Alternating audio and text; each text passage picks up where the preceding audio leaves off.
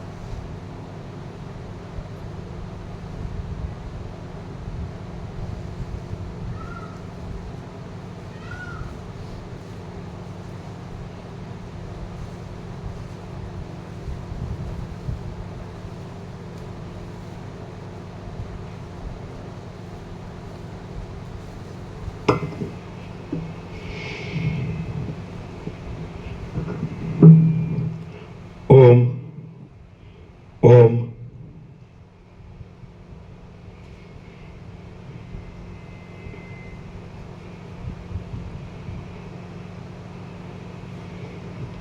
परम चिदाकाश,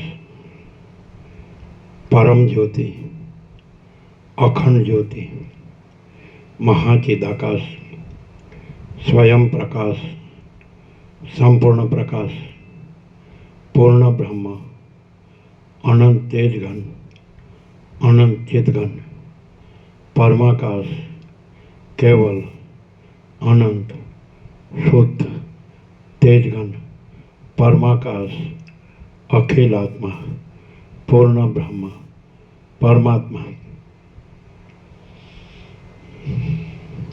परम चिदाकाश, परम ज्योति, अखंड ज्योति, अनंत, पूर्ण, परम चिदाकाश, परम शांति, स्वयं सिद्ध, स्वयं प्रकाश, स्वयं पूर्ण, स्वस्वरूप, यही सब कुछ है, इसके सिवा कुछ नहीं है। शून्यभास, अनंत कोटि, महाकल्पों है ही नहीं। महाचिदाकाश, स्वयं प्रकाश, संपूर्ण प्रकाश, महाचिदाकाश ज्योति, अनंत, अखंड, अभेद, महाचिदाकाश ज्योति, महातत्व, महासामान्य, महाचिदाकाश, स्वसंवेद्य, सहज निर्विकल्प, महाचिदाकाश, परम कैवल्य, परम शांति, परम चिदाकाश, अनंत, पूर्ण, निरपेक्ष, सत्य, अनंत, संपूर्ण, अपरिचय, निर्भ्रांत, निरपेक्ष। वशिष्ठराम उपशम प्रकरण राउंड 42मो राउंड।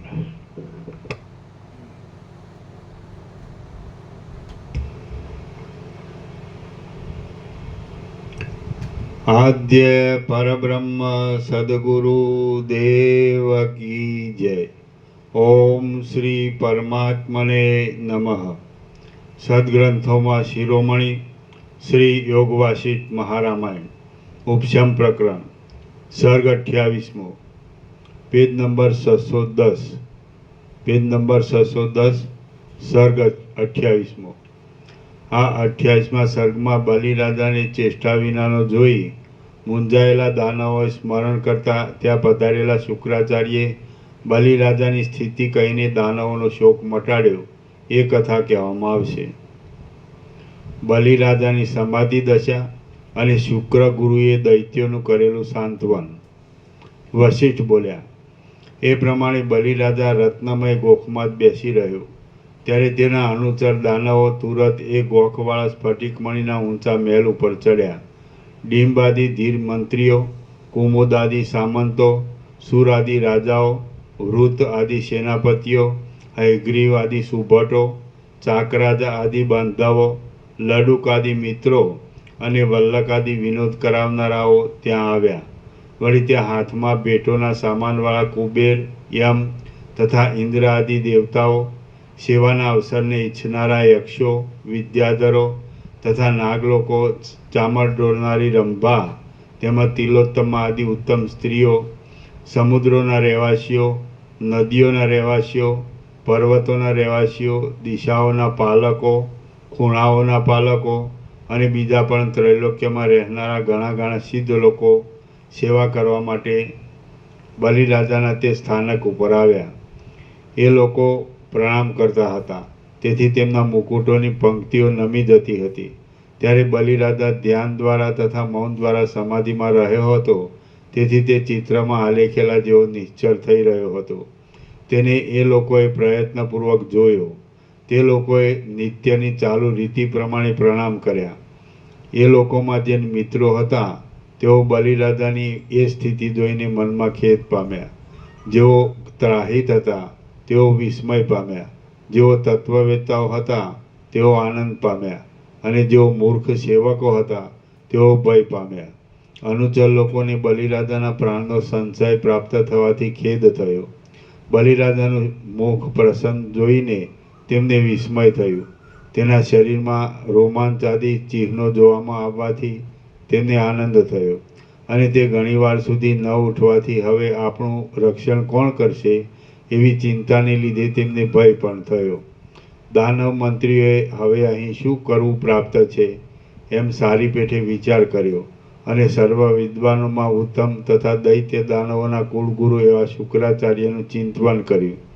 આમ દૈત્યોએ ચિંતવન કર્યું એટલે તરત જ જાણે ગાંધર્વનગર આવી હોય તેમ અત્યંત તેજવાળું શુક્રાચાર્યનું કલ્પિત શરીર ત્યાં આવી પહોંચેલું તેમના જોવામાં આવ્યું. સપ્તર્ષિઓની સભામાં બેઠેલા શુક્રાચાર્યે યોગના બળથી પોતાના શરીરને બલિરાજાના મહેલમાં પ્રાપ્ત થયેલું કલ્પ્યું હતું. દૈત્યોના સમૂહે શુક્રાચાર્યનું પૂજન કર્યું.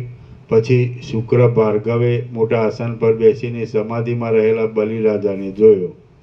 થોડીવાર વિસામો લઈને અને પ્રેમ ભરેલી દ્રષ્ટિથી બલિરાજાને જોઈને તેનો સંસારરૂપી ભ્રમ નાશ પામી ગયો છે એમ તેમણે વિચારપૂર્વક જોયું અને તેથી તે પ્રફુલ્લિત થયા.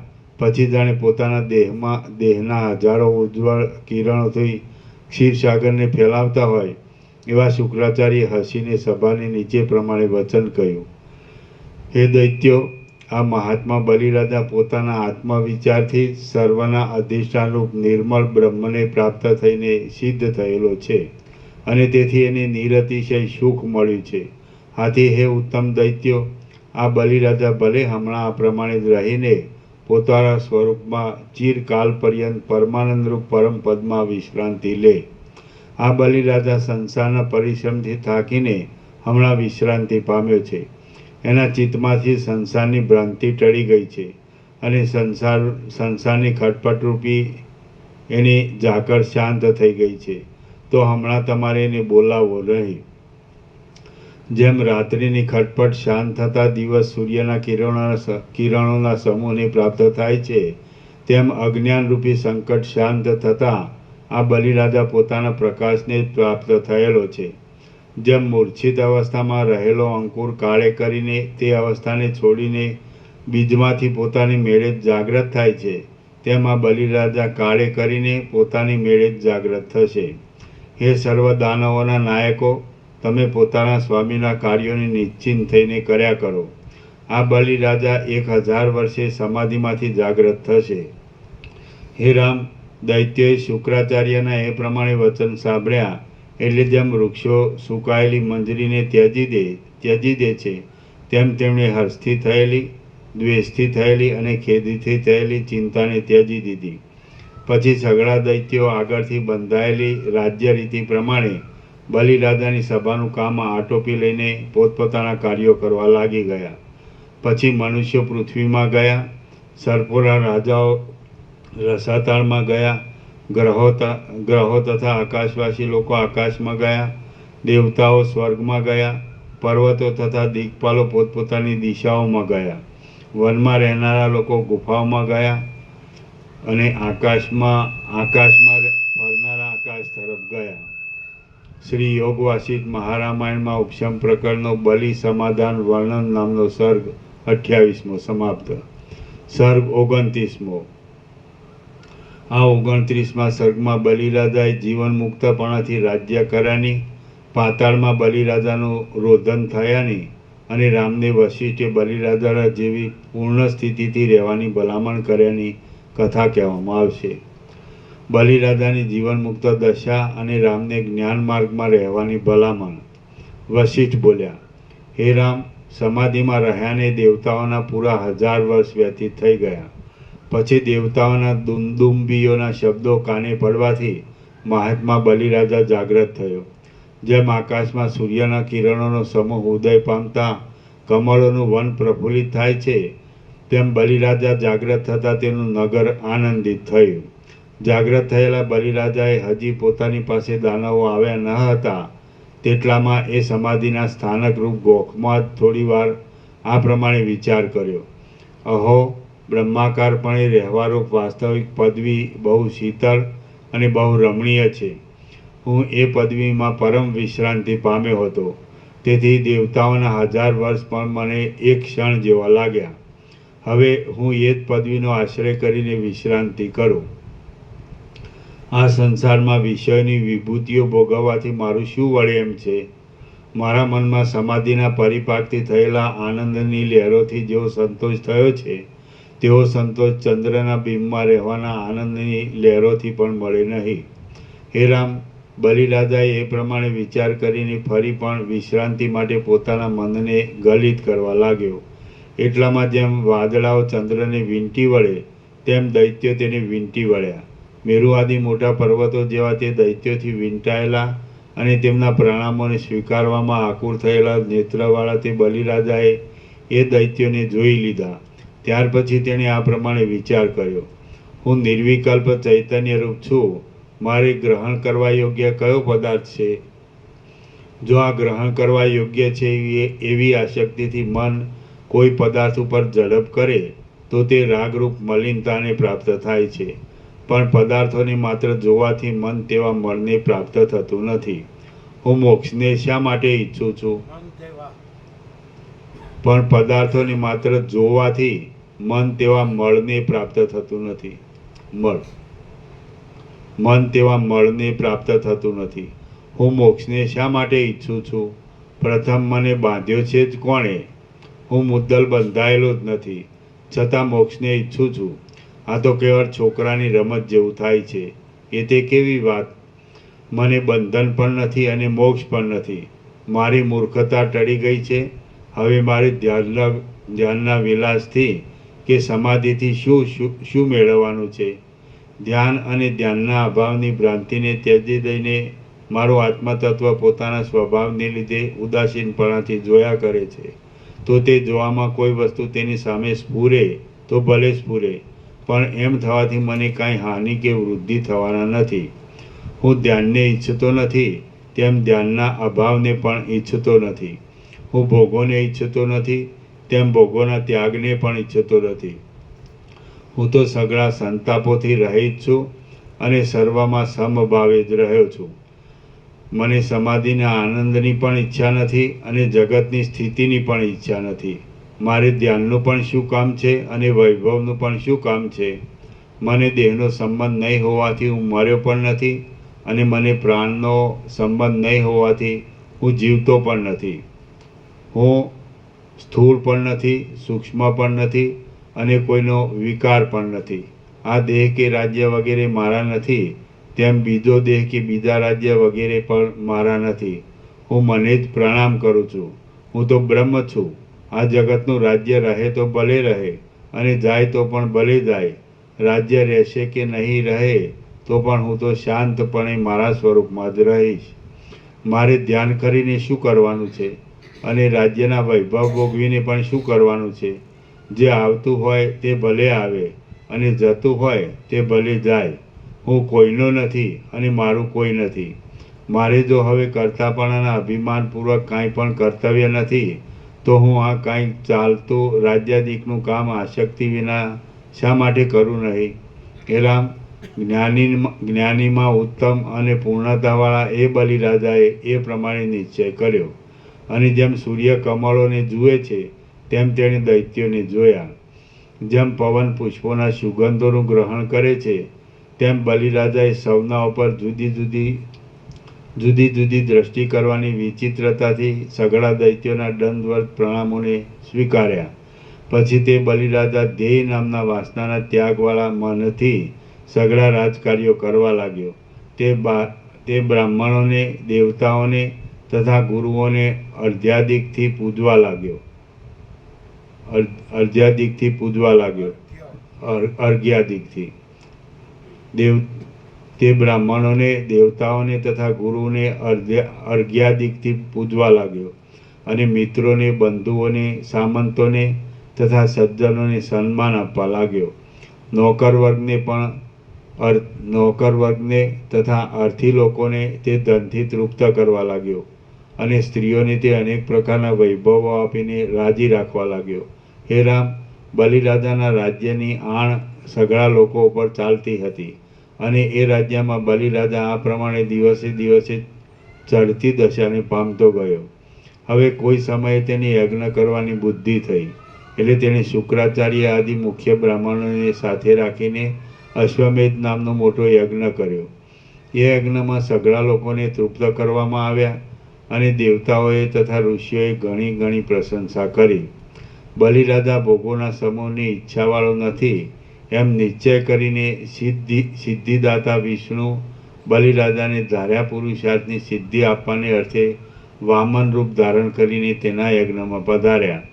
માગવાની ચાતુરીને જાણનારા એ વિષ્ણુએ વયમાં પોતાથી મોટા, ભોગોમાં જ આસક્ત થઈને દીનતા સેવતા અને તેથી શોકપાત્ર એવા ઇન્દ્રને જગતરૂપી જંગલનો એક ત્રૈલોક્યરૂપી ટુકડો દેવા સારું માયાના બળથી બલિરાજાને છેતર્યો.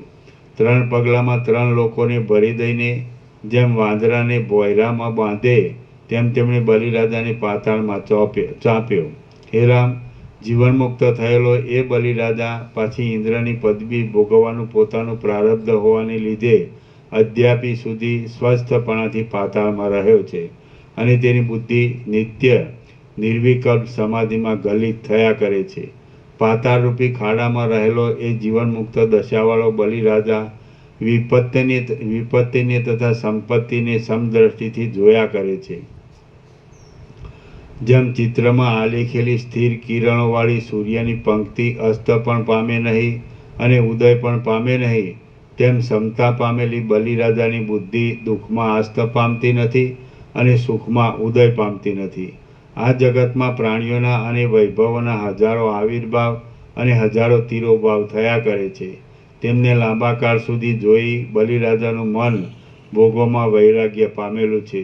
બલિરાજાનું મન 10 કરોડ વર્ષો સુધી ત્રૈલોક્યનું રાજ્ય કરીને અંતે વિરક્ત થઈ સારી રીતે શાંત થયું છે. બલિરાજાએ સુખ દુઃખોના જવા આવવા હજારો વાર જોયેલા છે અને હજારો સંપત્તિઓ તથા હજારો વિપત્તિઓ પણ જોયેલી છે. માટે હવે બલિરાજા કયા પદાર્થને સ્થિર ગણીને તેની સ્પૃહા રાખે? બ્રહ્માકારપણાથી ભરપૂર થયેલા મનવાળો એ બલિરાજા ભોગોની અભિલાષાને ત્યજી દઈને સર્વદા આત્મારામપણાથી પાતાળના પ્રદેશમાં રહ્યો છે. હે રામ, ફરી એકવાર એ બલિરાજા ઇન્દ્રપણું પામીને ઘણા વર્ષો સુધી આ સઘળું ત્રૈલોક્યનું રાજ્ય કરનાર છે. એ બલિરાજાને ફરી ઇન્દ્રના પદની પ્રાપ્તિથી મનમાં હર્ષ થતો નથી અને હમણાં તે પદમાંથી ભ્રષ્ટ થઈને બેઠો છે, તેથી તેના મનમાં શોક પણ થતો નથી. તે સઘળા પદાર્થોમાં સમાન બુદ્ધિ રાખે છે, સર્વદા સંતુષ્ટ ચિત્તવાળો છે, પ્રાપ્ત થયેલા ભોગોને ભોગવે છે અને પ્રાપ્ત નહીં થયેલા ભોગોની ઈચ્છા કરતો નથી. એ બલિરાજા આકાશની પેઠે નિર્લેપપણાથી રહે છે. હે રામ, બલિરાજાને જે પ્રકારથી જ્ઞાનની પ્રાપ્તિ થઈ હતી તે પ્રકાર મેં તમને કહી સંભળાવ્યો. તમે પણ એવા જ વિચારો રાખીને જીવન મુક્તિરૂપી ચડતી દશાને પામો.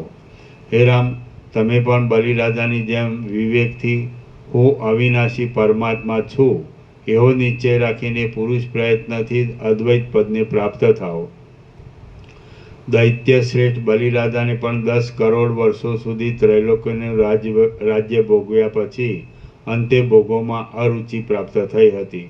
આથી હે રામ, તમે પણ અંતે અવશ્ય દુઃખ આપનારા ભોગોના સમૂહને ત્યજી દો અને જેમાં દુઃખોનો સંભવ જ નથી એવા પરમ આનંદરૂપ સત્ય પદને પ્રાપ્ત થાઓ.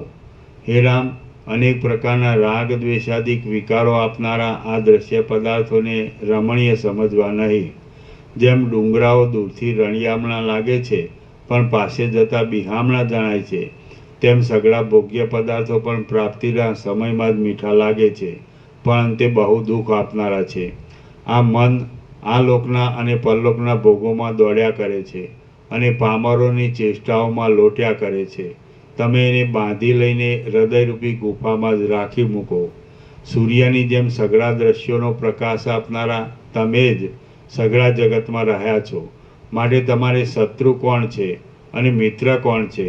તમે આ શત્રુ છે અને આ મિત્ર છે એવી ભેદ દ્રષ્ટિથી વૃથા ભૂલ શા માટે કરો છો?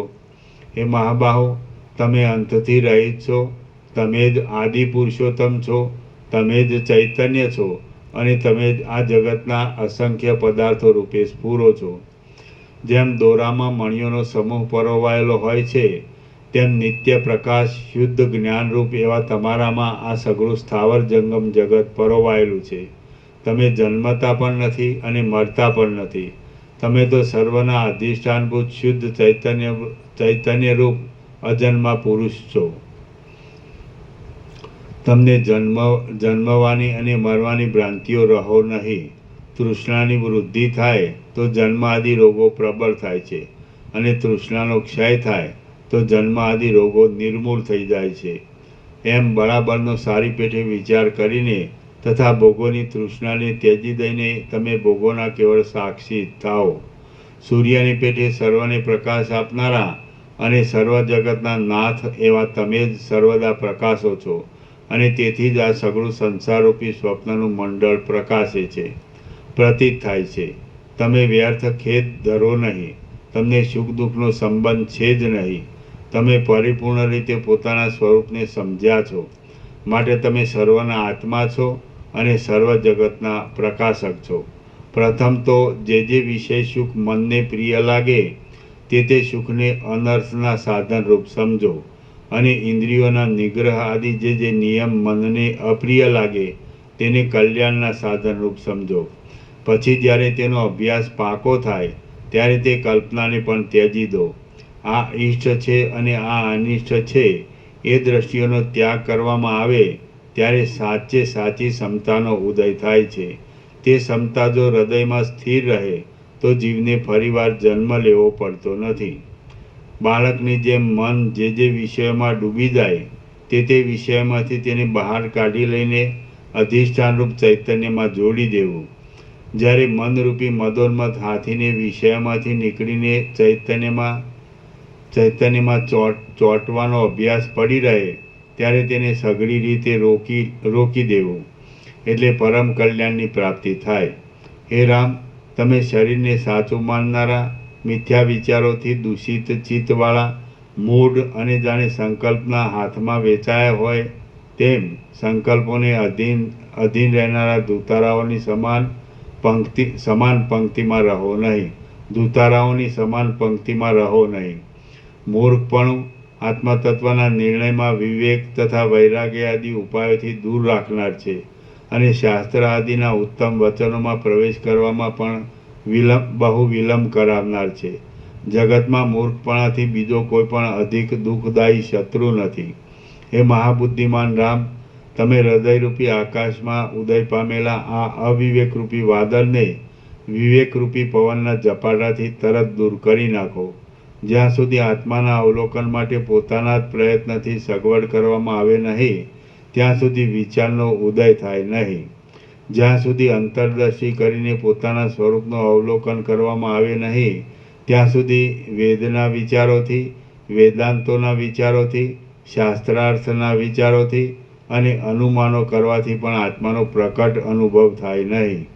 હે રામ, તમે પોતામાં પોતાની મેળે જ સ્વચ્છ થયા છો અને વિસ્તીર્ણ બોધને પ્રાપ્ત થયા છો, તો પણ તમે મારા વચનોથી જ પોતાની સમજણમાં વિશ્વાસ રાખીને નિસંદેહ બોધવાળા થાઓ છો. સૂર્યની પેઠે સર્વને પ્રકાશ આપનાર અને ભેદના અંશથી પણ રહિત એવા પરમાત્માનું દેશને કાળના પરિચ્છેદથી તથા વસ્તુ પરિચ્છેદથી રહિતપણું મારા વચનથી જ તમારે સમજવામાં આવ્યું છે. મારા કહેવાથી જ તમારા સઘળા સંકલ્પો લય પામી ગયા છે. સંદેહરૂપ વિભ્રમો શાંત થઈ ગયા છે.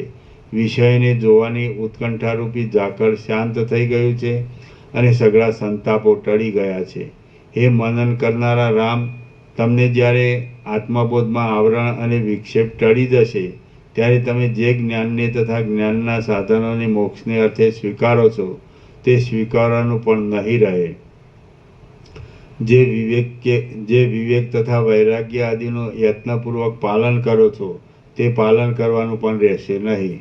જે આલસ્ય તથા પ્રમાદ આદિ દોષોને હણો છો, તે હણવું પણ નહીં રહે. જે સમાધિના સુખરૂપી અમૃતને પીવો છો, તે પીવાનું પણ નહીં રહે. જે ઉત્તરોત્તર ભૂમિકાઓમાં ચડીને પ્રસન્ન થાવ છો, તે પ્રસન્ન થવાનું પણ નહીં રહે. અને જે ભૂમિકામાં વિશ્રાંત થઈને સુખના અધિક ઉત્કર્ષથી પ્રફુલ્લિત થઈ જાઓ છો, તે પ્રફુલ્લિત થઈ જવાનું પણ નહીં રહે. શ્રી યોગવાસિષ્ઠ મહારામાયણમાં ઉપશમ પ્રકરણનો બલિ વિજ્ઞાન પ્રાપ્તિ નામનો સર્ગ 29મો સમાપ્ત. સર્ગ 30મો. આ 30મા સર્ગમાં હિરણ્યકશિપુનું પરાક્રમ, પ્રહલાદ આદિ પુત્રોની ઉત્પત્તિ, ઋષિના હાથથી હિરણ્યકશિપુનો વધ અને પ્રહલાદના હાથથી તેની અર્ધ્વદેહી ક્રિયા એટલી કથા કહેવામાં આવશે. હિરણ્યકશિપુએ અનેક પરાક્રમો કર્યા અને તેને ઋષિએ માર્યો. વશિષ્ઠ બોલ્યા, હે રામ, હવે હું જ્ઞાનના ઉદયનો ઉત્તમ પ્રકાર કહું છું, તે તમે સાંભળો.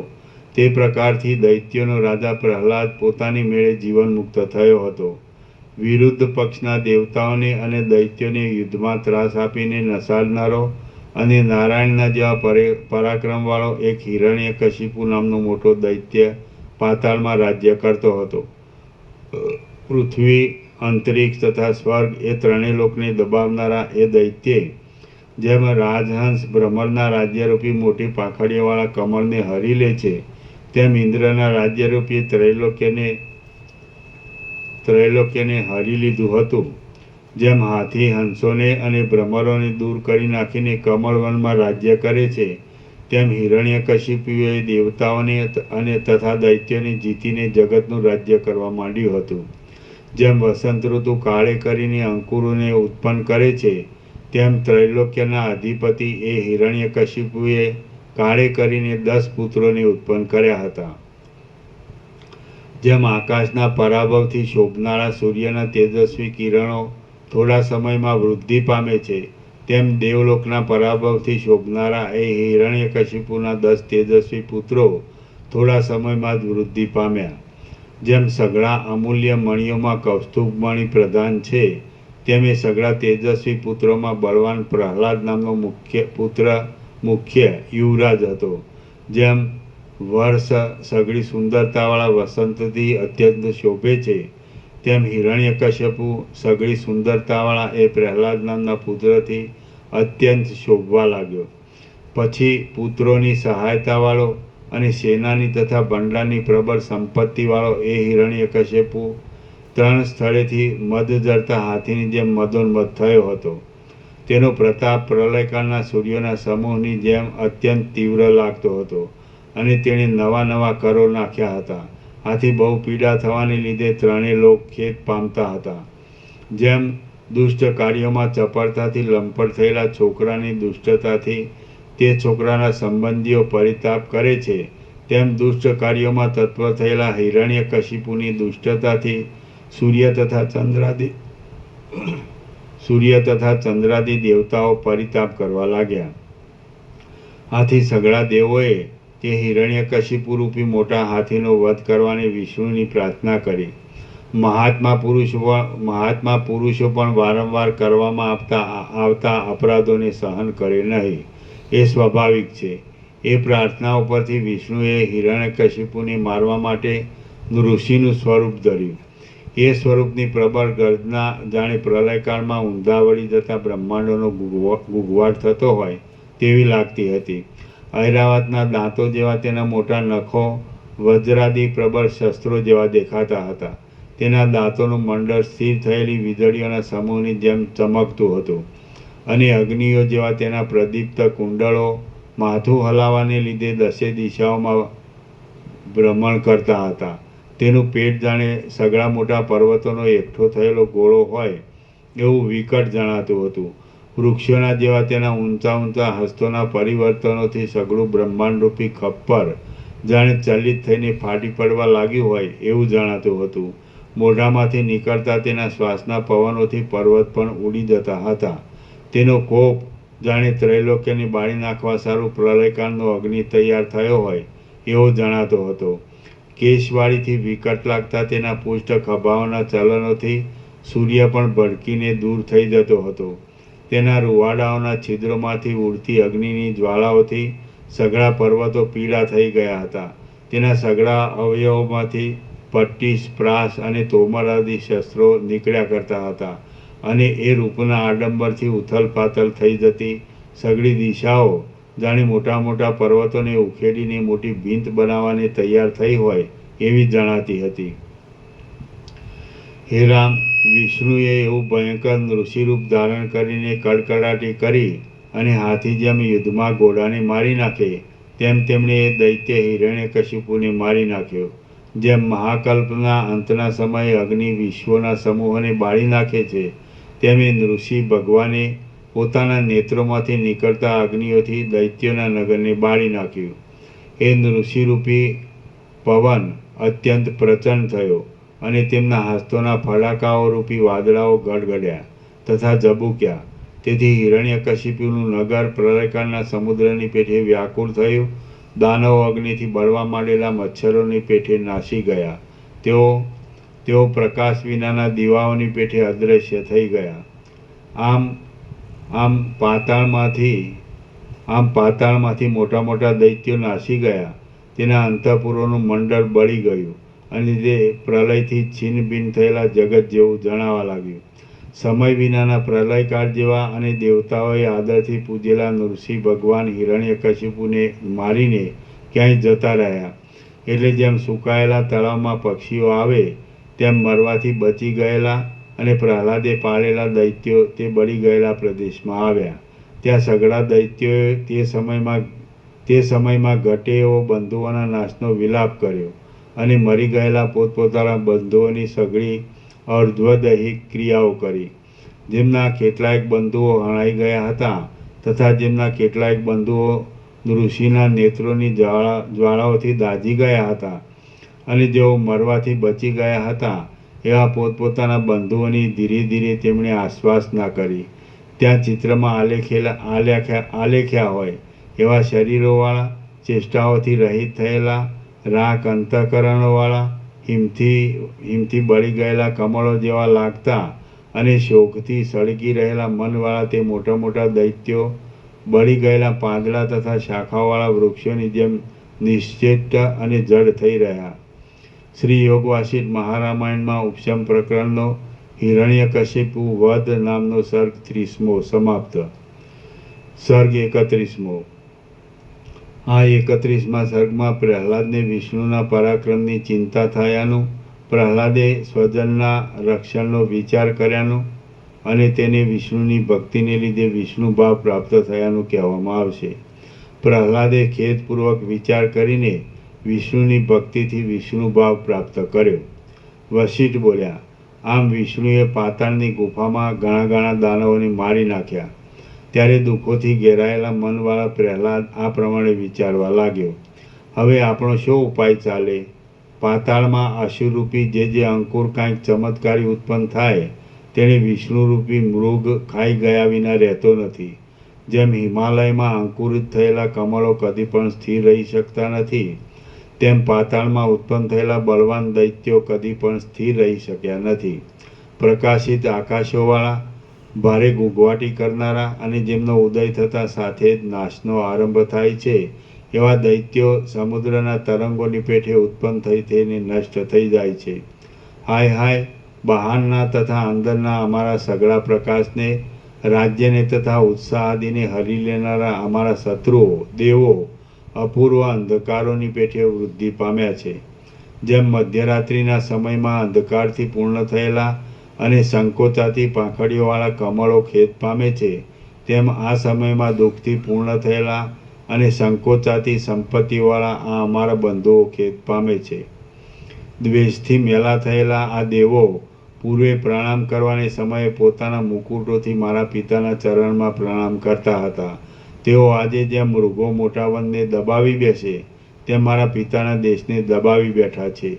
ઉદ્યમોથી તથા લક્ષ્મીથી રહિત થયેલા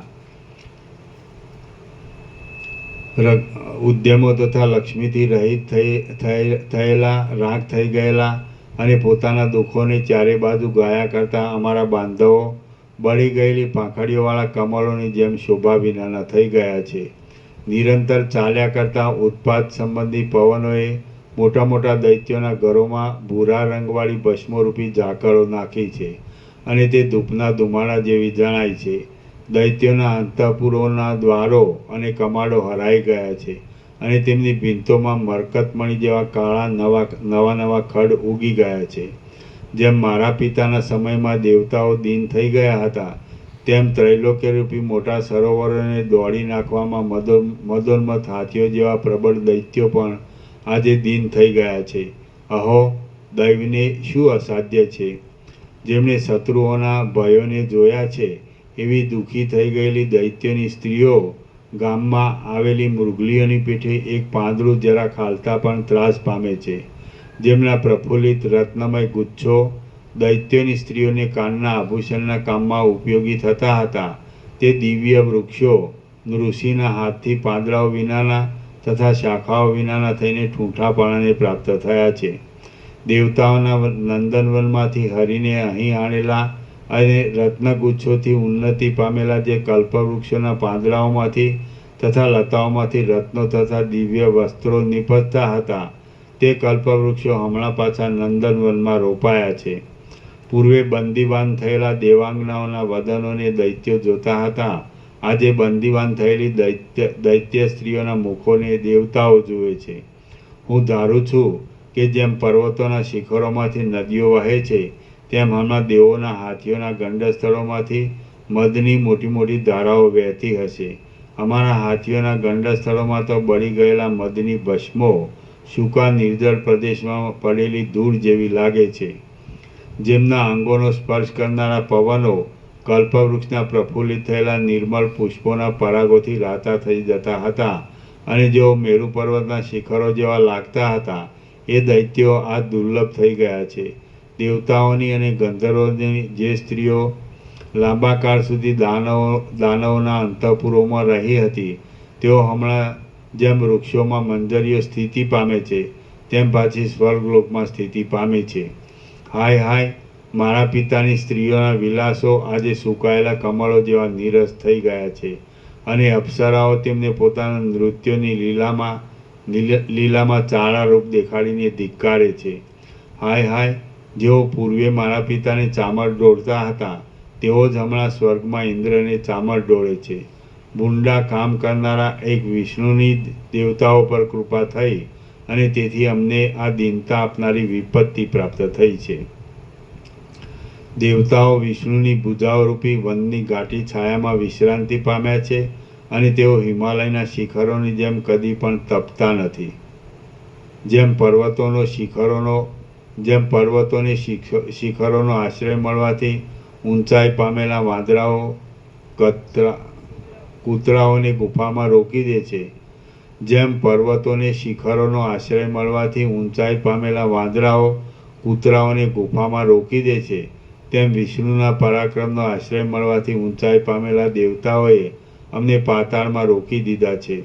જેમ કમલિનીઓના કમળો ઉપર હિમના બિંદુઓ જોવામાં આવે છે, તેમ હમણાં અલંકારોને પણ શોભા આપનારા દૈત્યોની સ્ત્રીઓના મુખો ઉપર આંસુઓના ટીપા જોવામાં આવે છે.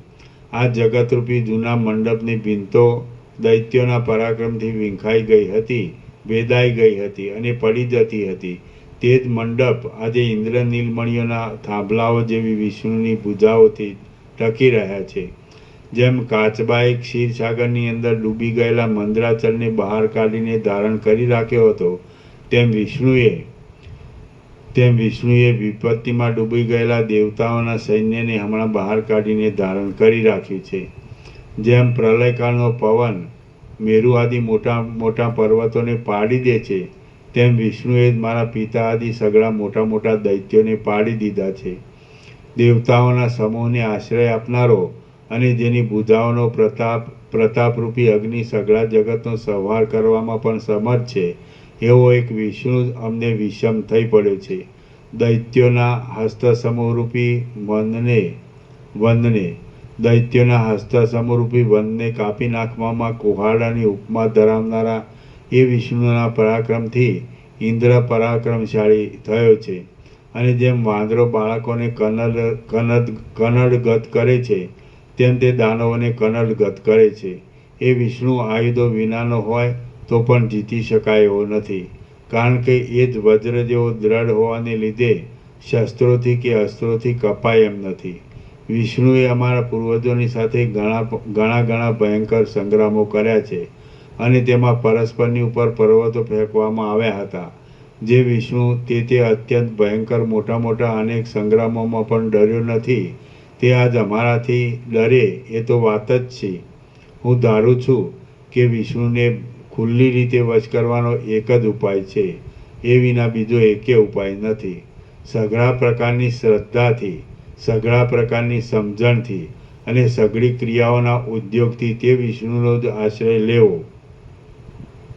સઘળા પ્રકારની શ્રદ્ધાથી, સઘળા પ્રકારની સમજણથી અને સઘળી ક્રિયાઓના ઉદ્યોગથી તે વિષ્ણુનો જ આશ્રય લેવો. વિષ્ણુનો આશ્રય લીધા વિના બીજી એકે ગતિ નથી. વિષ્ણુ જગતની ઉત્પત્તિનું, સ્થિતિનું અને પ્રલયનું પણ કારણ છે. તેનાથી અધિક આખા બ્રહ્માંડમાં બીજો કોઈ પણ નથી. આ ક્ષણથી માંડીને હું હવે એ અજન્મા નારાયણને શરણે જાઉં છું. હું પોતે સર્વ દેશમાં, સર્વ કાળમાં અને સર્વ વસ્તુઓમાં નારાયણ રૂપ જ છું. જેમ પવન આકાશમાંથી કદી પણ દૂર થતો નથી, તેમ સઘળા મનોરથોને સિદ્ધ કરનારો નમો નારાયણાય એ મંત્ર મારા હૃદયમાંથી કદી પણ દૂર થશે નહીં. દિશાઓ પણ વિષ્ણુ છે, આકાશ પણ વિષ્ણુ છે, પૃથ્વી પણ વિષ્ણુ છે અને સઘળું જગત વિષ્ણુ છે. તેથી હું પણ અપ્રમેય સ્વરૂપવાળો વિષ્ણુ છું. હું વિષ્ણુ રૂપ જ થઈ ગયો છું. વિષ્ણુ થઈને વિષ્ણુનું પૂજન કરવું એમ શાસ્ત્રમાં કહ્યું છે. માટે વિષ્ણુ થયા વિના જો કોઈ વિષ્ણુનું પૂજન કરે તો પૂજનનું ફળ પ્રાપ્ત થાય નહીં. આ હું પોતે વિષ્ણુ છું. જે વિષ્ણુ છે તે પ્રહલાદ છે, અને જે પ્રહલાદ છે તે વિષ્ણુ છે. મારાથી જુદો બીજો કોઈ વિષ્ણુ નથી. એવો મારા મનમાં નિશ્ચય થવાને લીધે હું સર્વવ્યાપક છું. આ અનંત આકાશમાં મોટા ઘેરાવાથી રહેલો અને સુવર્ણ સરખા અંગોવાળો આ ગરુડ મારા આસન રૂપ થયેલો છે. આગળીયરૂપી શાખાઓમાં સઘળા શસ્ત્રોરૂપી પક્ષીઓ રહેવાને લીધે અને નખોના કિરણોરૂપી મંજરીઓથી વ્યાપ્ત હોવાને લીધે મોટા મરકતમણીના વૃક્ષો જેવા લાગતા કોમળ કલ્પવૃક્ષોના પુષ્પોની માળાઓથી ઘેરાયેલા ખભાઓવાળા અને સમુદ્ર મંથનના સમયમાં જેમના બાજુબંધો મંદરાચરથી ઘસાયા હતા તેવા આ મારા 4 બાહુઓ છે. ચલાયમાન થતા ચંદ્રની કળાઓના સમૂહ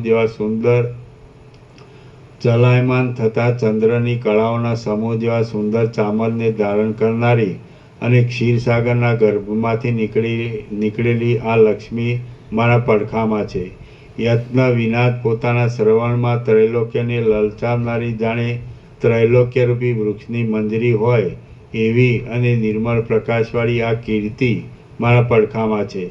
પોતાની ઇન્દ્રજાળોથી વિલાસ કરનારી અને તેથી નિરંતર નવા નવા બ્રહ્માંડોનું નિર્માણ કર્યા કરતી આ માયા મારા પડખામાં છે.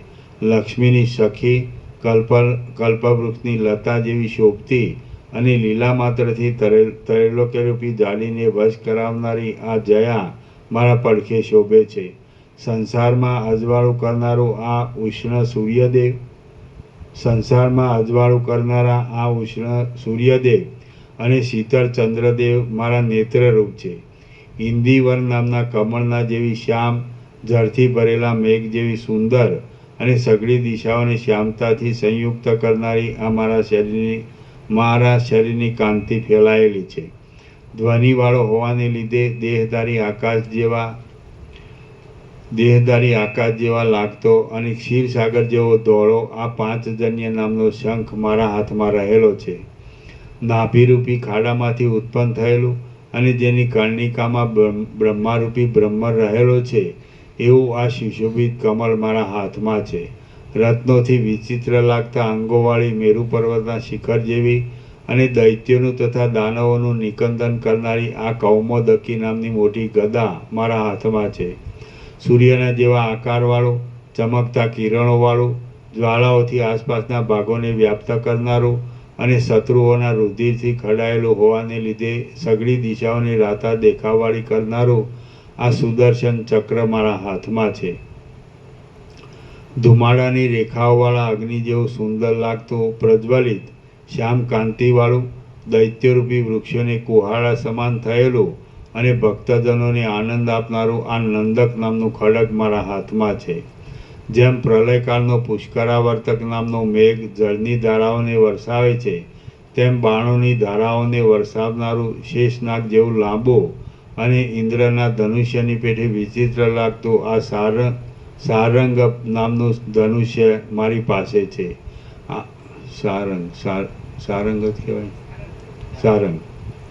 સારંગ નામનું ધનુષ્ય મારી પાસે છે. આ પાર વિનાના ભૂત, ભવિષ્ય અને વર્તમાન કાળના અનેક બ્રહ્માંડોને હું મારા ઉદરમાંથી અનાદિકાળથી ધારણ કરી રહ્યો છું. આ પૃથ્વી મારા પગરૂપ છે, આ આકાશ મારા મસ્તકરૂપ છે, આ બ્રહ્માંડ મારા શરીરરૂપ છે અને આ દિશાઓ મારી કુખરૂપ છે. મેઘના ગર્ભના જેવી શ્યામ કાંતિવાળો, પહાડ જેવા ગરુડ ઉપર બિરાજેલો અને શંખ, ચક્ર તથા ગદાને ધારણ કરનારો સાક્ષાત વિષ્ણુ આ હું છું. જેમ ચંચળ સંસારવાળા ખડના સમૂહો પવનથી ભાગી જાય છે, તેમાં સઘળા દુષ્ટ ચિત્તવાળા શત્રુઓ મારાથી નાસી જાય છે. નીલકમળના જેવો શ્યામ પીળા વસ્ત્રોવાળો, ગદાને ધારણ કરનારો, વક્ષસ્થળમાં લક્ષ્મીવાળો અને ગરુડ પર આરૂઢ થયેલો આ હું પોતે જ સાક્ષાત વિષ્ણુ છું. હું ત્રૈલોક્યને બાળી નાખવામાં સમર્થ છું. મારી સામે કયો શત્રુ આવી શકે એમ છે? જેમ પ્રચંડ પ્રલયકાળના અગ્નિની સામે પતંગિયો આવે તો તે મરણ પામવાને માટે જ આવે, તેમ મારી સામે કોઈ શત્રુ આવે તો તે મરણ પામવાને માટે જ આવે. જેમ મંદ પ્રભાવો ચક્ષુને રોકી શકે નહીં, તેમ મારી આગળ ઊભેલા આ દેવતાઓ અને દૈત્યો મારા તેજના પ્રસારને રોકી શકતા નથી. હું સર્વ લોકોનો ઈશ્વર સાક્ષાત વિષ્ણુ છું. આ બ્રહ્મા, ઇન્દ્ર, અગ્નિ તથા રુદ્ર આદિ દેવતાઓ ઘણા મુખોમાંથી નીકળતા અનંત વચનોથી મારી સ્તુતિ કરે છે. અત્યંત વૃદ્ધિ પામેલા ઐશ્વર્યવાળો હું સાક્ષાત વિષ્ણુ રૂપ થયો છું. હું મારા વાસ્તવિક સ્વભાવથી તો સુખ દુઃખ આદિ સઘળા જ બંધોથી રહિત છું.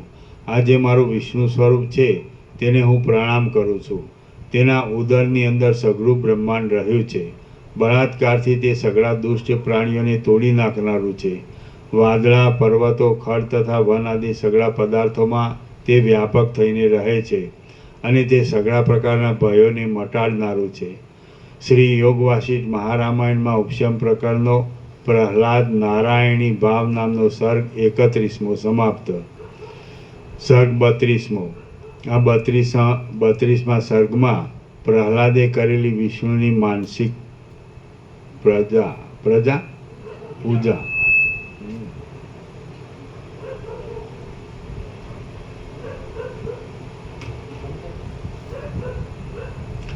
આ 32મા સર્ગમાં પ્રહલાદે કરી વિષ્ણુની માનસિક પૂજા, તે પછી દૈત્યોની સાથે કરેલી બાહ્ય પૂજા અને તે પછી વાત સાંભળીને દેવતાઓએ નારાયણને કરેલો પ્રશ્ન કહેવામાં આવશે. પ્રહલાદે કરેલી વિષ્ણુ પૂજા અને તેથી દેવોને થયેલું આશ્ચર્ય. વશિષ્ઠ બોલ્યા, હે રામ, એ પ્રમાણે પ્રહલાદે પોતાના શરીરને ભાવનાથી નારાયણરૂપ કર્યું અને પછી તે નારાયણનું પૂજન કરવાને માટે તેણે નીચે પ્રમાણે ચિંતવન કર્યું.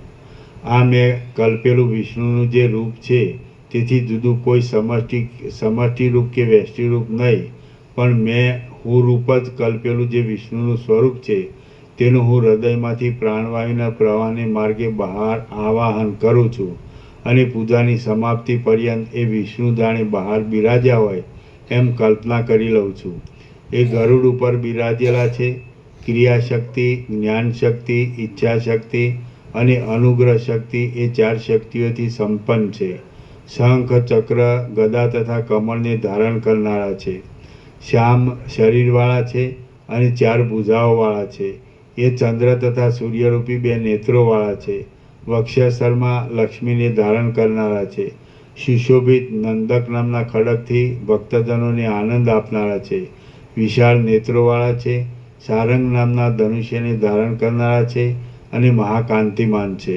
પ્રથમ હું સઘળી સામગ્રીઓથી રમણીયતાવાળી માનસિક પૂજાથી એ વિષ્ણુનું એમના પરિવારો સહિત શીઘ્ર પૂજન કરીશ. તે પછી ફરીવાર બહારના વૈભવોથી ભરપૂર એવા ઘણા રત્નોવાળી બાહ્ય પૂજાથી એ મોટા દેવ વિષ્ણુનું પૂજન કરીશ. હે રામ, એ પ્રમાણે ચિંતવન કરી પ્રહલાદ ઘણી સામગ્રીઓથી ભરપૂર કરેલી માનસિક પૂજાથી લક્ષ્મીપતિ ભગવાન વિષ્ણુનું પૂજન કરવા લાગ્યો. તેણે મનથી જ રત્નોના સમૂહોથી જડેલા પાત્રો વડે અભિષેક કર્યો. ચંદન આદિના લેપનો કર્યા, ધૂપો કર્યા, દીવાઓ કર્યા અને અનેક વૈભવવાળા વિચિત્ર અલંકારો ધરાવ્યા. તેણે મંદાર નામના કલ્પવૃક્ષના પુષ્પોની માળાઓ ધરાવી અને સુવર્ણના કમળોનો સમર્પણ કર્યો. તેણે કલ્પવૃક્ષોની લતાઓના ગુચ્છોથી અને રત્નમય ગુચ્છોના મંડળોથી તેમનું પૂજન કર્યું. દિવ્ય વૃક્ષોના પલ્લવોથી, અનેક પ્રકારના પુષ્પોની માળાઓથી, પીળા કાંટા સરિયાના પુષ્પોથી, બોરસલ્લીના પુષ્પોથી, મોગરાના પુષ્પોથી, ચંપકના પુષ્પોથી અને નીલકમળોથી તેણે તેમની પૂજા કરી. તેણે રાતા સૌગંધિક નામના કમળોથી, રાતે પ્રફુલ્લિત થનારા કુમુદ નામના કમળોથી, કાસડાના પુષ્પોથી, ખજૂરીના ફળોથી, આંબાના મોરથી, કેસુડાઓથી, આસોપાલવના પુષ્પોથી, ધોળા ધંતુરાના પુષ્પોથી, કરણના પુષ્પોથી, બીલીપત્રોથી અને કિરાતકના પુષ્પોથી પૂજન કર્યું. કદમના પુષ્પોથી, નાની બોરસલ્લીના પુષ્પોથી, લીમડાના પુષ્પોથી, નગોળના પુષ્પોથી, જુઈના પુષ્પોથી અને કઠના પુષ્પોથી તેણે તેમની પૂજા કરી. તેને ગુગળના પલ્લવોથી, બોરીંગણીના પુષ્પોથી, ગૌલાના પુષ્પોથી, રાતી કરેણના પુષ્પોથી, ધાતુઓથી રંગેલા પુન્નાગના પુષ્પોથી, આંબાઓથી, જંગલી આંબાઓથી, ગોરોચનથી, હરડેના પુષ્પોથી અને બહેડાના પુષ્પોથી પૂજન કર્યું. સાલિયા, તાડ તથા તમાલના પલ્લવોથી, પુષ્પોથી તથા લતાઓથી, કોમળ કળીઓના સમૂહોથી અને કેસરથી રંગેલા આંબાઓના મોરોથી તેણે તેમની પૂજા કરી. તેણે કેવડાના પુષ્પોથી, 100 પોખડીઓવાળા કમળોથી, એલચીઓની મંજરીઓથી, ઘણી સુંદરતાવાળા સઘળા નૈવેદ્યાદિક ઉપચારોથી અને પોતાના શરીરના અર્પણોથી તેમનું પૂજન કર્યું. આમ જગતમાં જેટલા પ્રસિદ્ધ વૈભવો છે તે સઘળા વૈભવો વડે અને પરમ ભક્તિપૂર્વક પ્રહલાદે પોતાના અંતઃપુરમાં પોતાના સ્વામી ભગવાન વિષ્ણુનું માનસિક પૂજન કર્યું.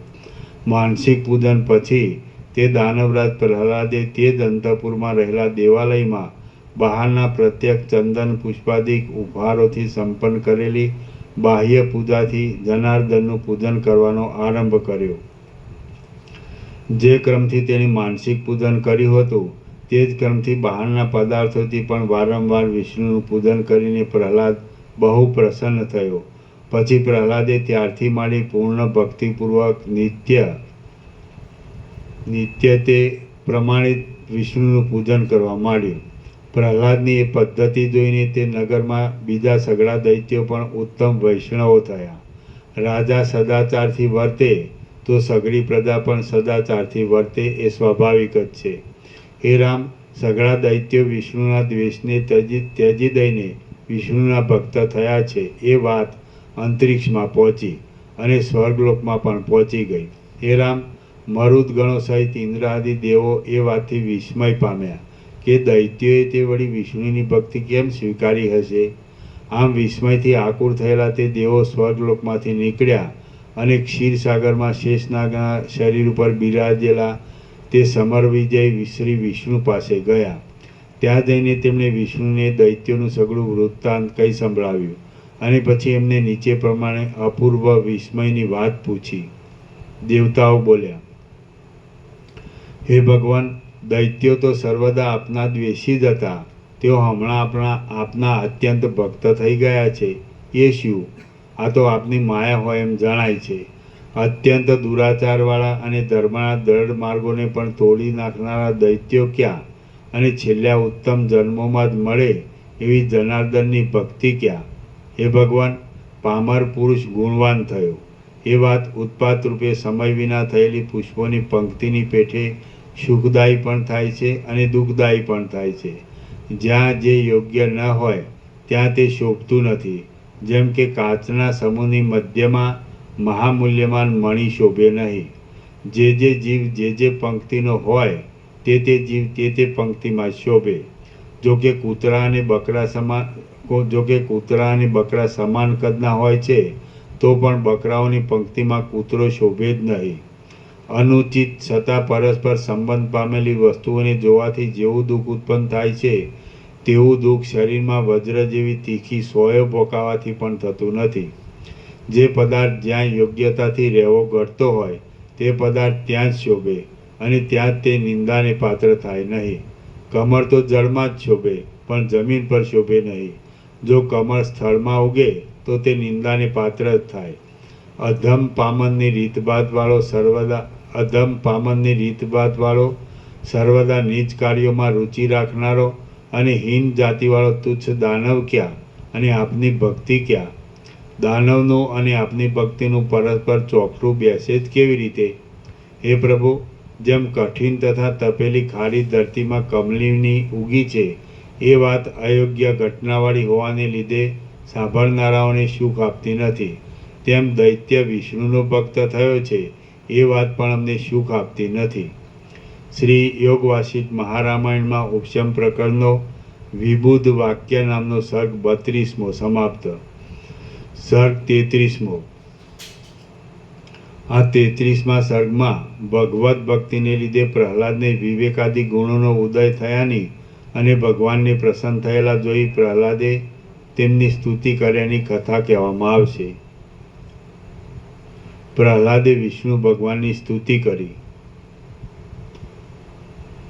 વશિષ્ઠ બોલ્યા, પછી હે રામ, જેમ અત્યંત વેગથી ટવકાર કરતા મયુરોના સમૂહને મેઘ વરસાદ દ્વારા પ્રત્યુત્તર આપે તેમ અત્યંત કોપથી બૂમો પાડીને પૂછવા દેવતાઓના તે સમૂહને શ્રી વિષ્ણુએ નીચે પ્રમાણે સાંત્વનાયુક્ત પ્રત્યુત્તર આપ્યો.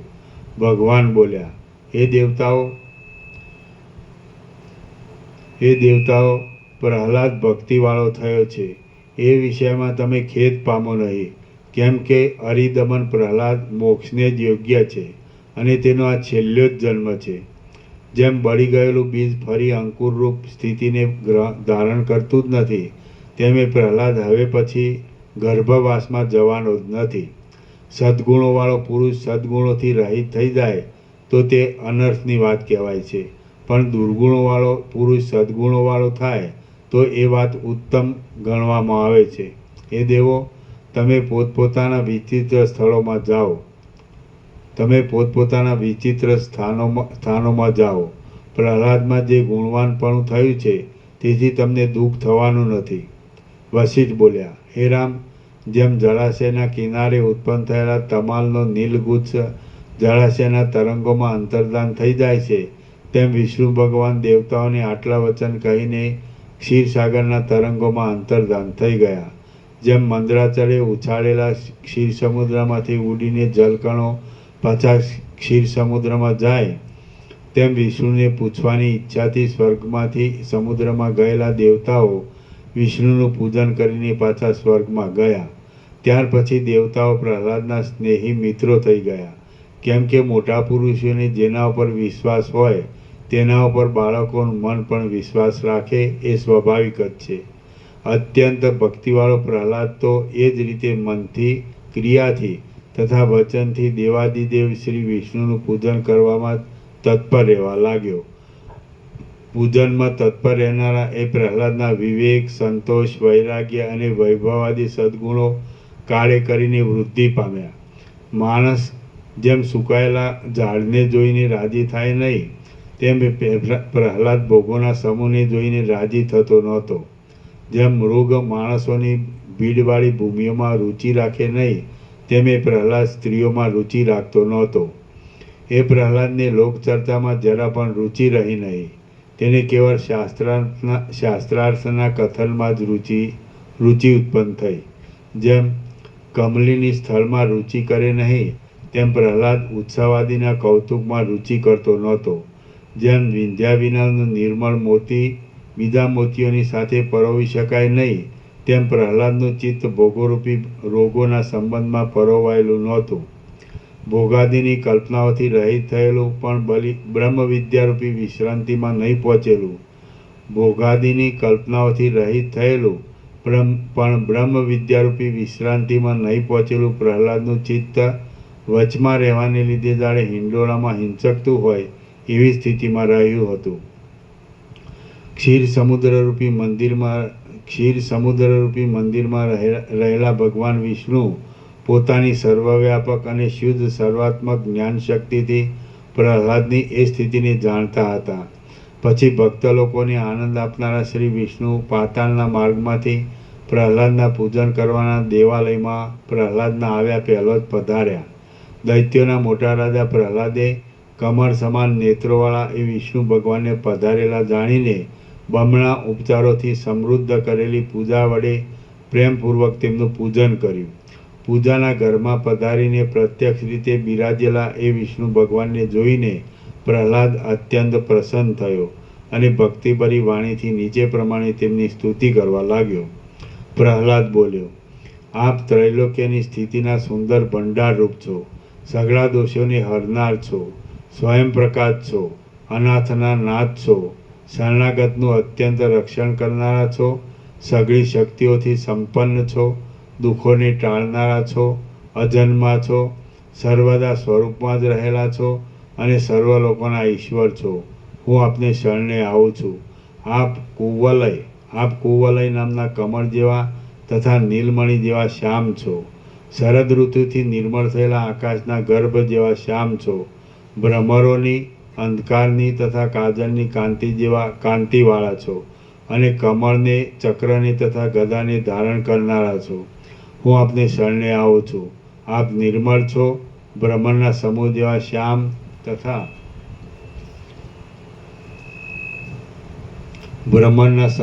શ્યામ તથા સુકોમળ અંગોવાળા છો. ધોળી પોખડીઓવાળા કમળની કળી જેવા શંખને ધારણ કરનારા છો. નાભી કમળમાં વેદરૂપી ગુંજારવ કરનારા બ્રહ્મારૂપી બ્રહ્મણને ધરનારા છો અને ભક્તજનોના હૃદય કમળની પાખડીઓમાં રહેનારા છો. હું આપને શરણે આવું છું.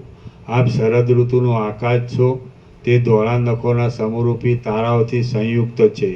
મંદ હાસ્યથી શ્વેત લાગતા મુખરૂપી પૂર્ણચંદ્રના બિંબવાળું છે અને હૃદયમાં રહેતા કૌસ્તુભમણિના કિરણોના સમૂહરૂપી મંદાકિની આકાશ ગંગાવાળું છે. હું આપને શરણે આવું છું. સર્જાયેલી સઘળી ગાઢ સૃષ્ટિ પણ આપનામાં મુક્તપણે જ રહે છે. આપ કદી પણ જન્મતા નથી અને કદી પણ વૃદ્ધિ પામતા નથી. આપ સર્વવ્યાપક છો, અનંત છો અને ઉત્તમ ગુણોથી આપ અનાદિ શરીરવાળા સુશોભિત છો અને પ્રલયકાળમાં વડના પાંદડામાં શયન કરનારા બાલમુકુંદ છો. હું આપને શરણે આવું છું. નવા પ્રફુલ્લિત થયેલા નાભિકમળના પરાગોથી પીળા શરીરવાળા, લક્ષ્મીના પ્રકાશતા શરીરથી શણગારેલા વક્ષસ્થળવાળા, સાયંકાળા જેવા રાતા કેસરી ચંદનના લેપવાળા અને સુવર્ણ જેવા પીળા વસ્ત્રોથી શોભી રહેલા આ પ્રભુને હું શરણે આવું છું. દૈત્યરૂપી કમલિનીઓને આપ હિમપાત રૂપ છો. દેવતાઓરૂપી કમલિનીઓને આપ સર્વદા ઉદય પામેલા સૂર્યબિંબ રૂપ છો. બ્રહ્મને રહેવાની કમલિનીના તળાવ રૂપ છો અને હૃદયરૂપી કમલિનીમાં બિરાજનારા પ્રભુ છો. હું આપને શરણે આવું છું. આપ ત્રૈલોક્યરૂપી કમલિનીના ધોળા કમળ જેવા પૂર્ણચંદ્રની જેમ શીતળ છો. આપ અંધકાર સમાન મોહને મટાડવામાં મોટા દીવા સમાન છો. આપ નિત્ય સ્વયં પ્રકાશ છો, જડતાથી રહિત છો, જીવોના મૂળ તત્વરૂપ છો અને જગતની સઘળી પીડાઓને હરનારા પ્રભુ છો. હું આપને શરણે આવું છું. વશિષ્ઠ બોલ્યા, આમ હે રામ, દૈત્યોનો વિનાશ કરનારા, લક્ષ્મીના નિવાસરૂપ વક્ષસ્થળવાળા અને કુવલય નામના કમળની પાંખડીઓના જેવી શ્યામતાવાળા તે વિષ્ણુનું પ્રહલાદે ઘણા ગુણોવાળી વાણીઓથી પૂજન કર્યું. એટલે જેમ રાજી થતા મયુરને મેઘ પ્રત્યુત્તર આપે છે, તેમ રાજી થતા એ અસુરે જ પ્રહલાદને ભગવાન વિષ્ણુએ નીચે પ્રમાણે પ્રત્યુત્તર આપ્યો. શ્રી યોગ વાસિષ્ઠ મહારામાયણમાં ઉપશમ પ્રકરણનો નારાયણ ગમન નામનો સર્ગ 33મો સમાપ્ત. સર્ગ 34મો. આ 34મા સર્ગમાં પ્રહલાદે વિષ્ણુના વરદાનથી સદવિચારને પ્રાપ્ત થઈ અનાત્મ વર્ગનો નિરાશ કરીને પોતાનું સચ્ચિદાનંદ સ્વરૂપ જોયું. એ કથા કહેવામાં આવશે. પ્રહલાદે પોતાનું સચ્ચિદાનંદ સ્વરૂપ જોયું. ભગવાન બોલ્યા, હે ગુણોના ભંડારરૂપ, હે દૈત્યકુળના મોટા શિરોમણી રૂપ, તું મારી પાસેથી જોઈતું વરદાન માગી લે, એટલે ફરી જન્મો થવાનું દુઃખ શાંત જ થઈ જાય. પ્રહલાદ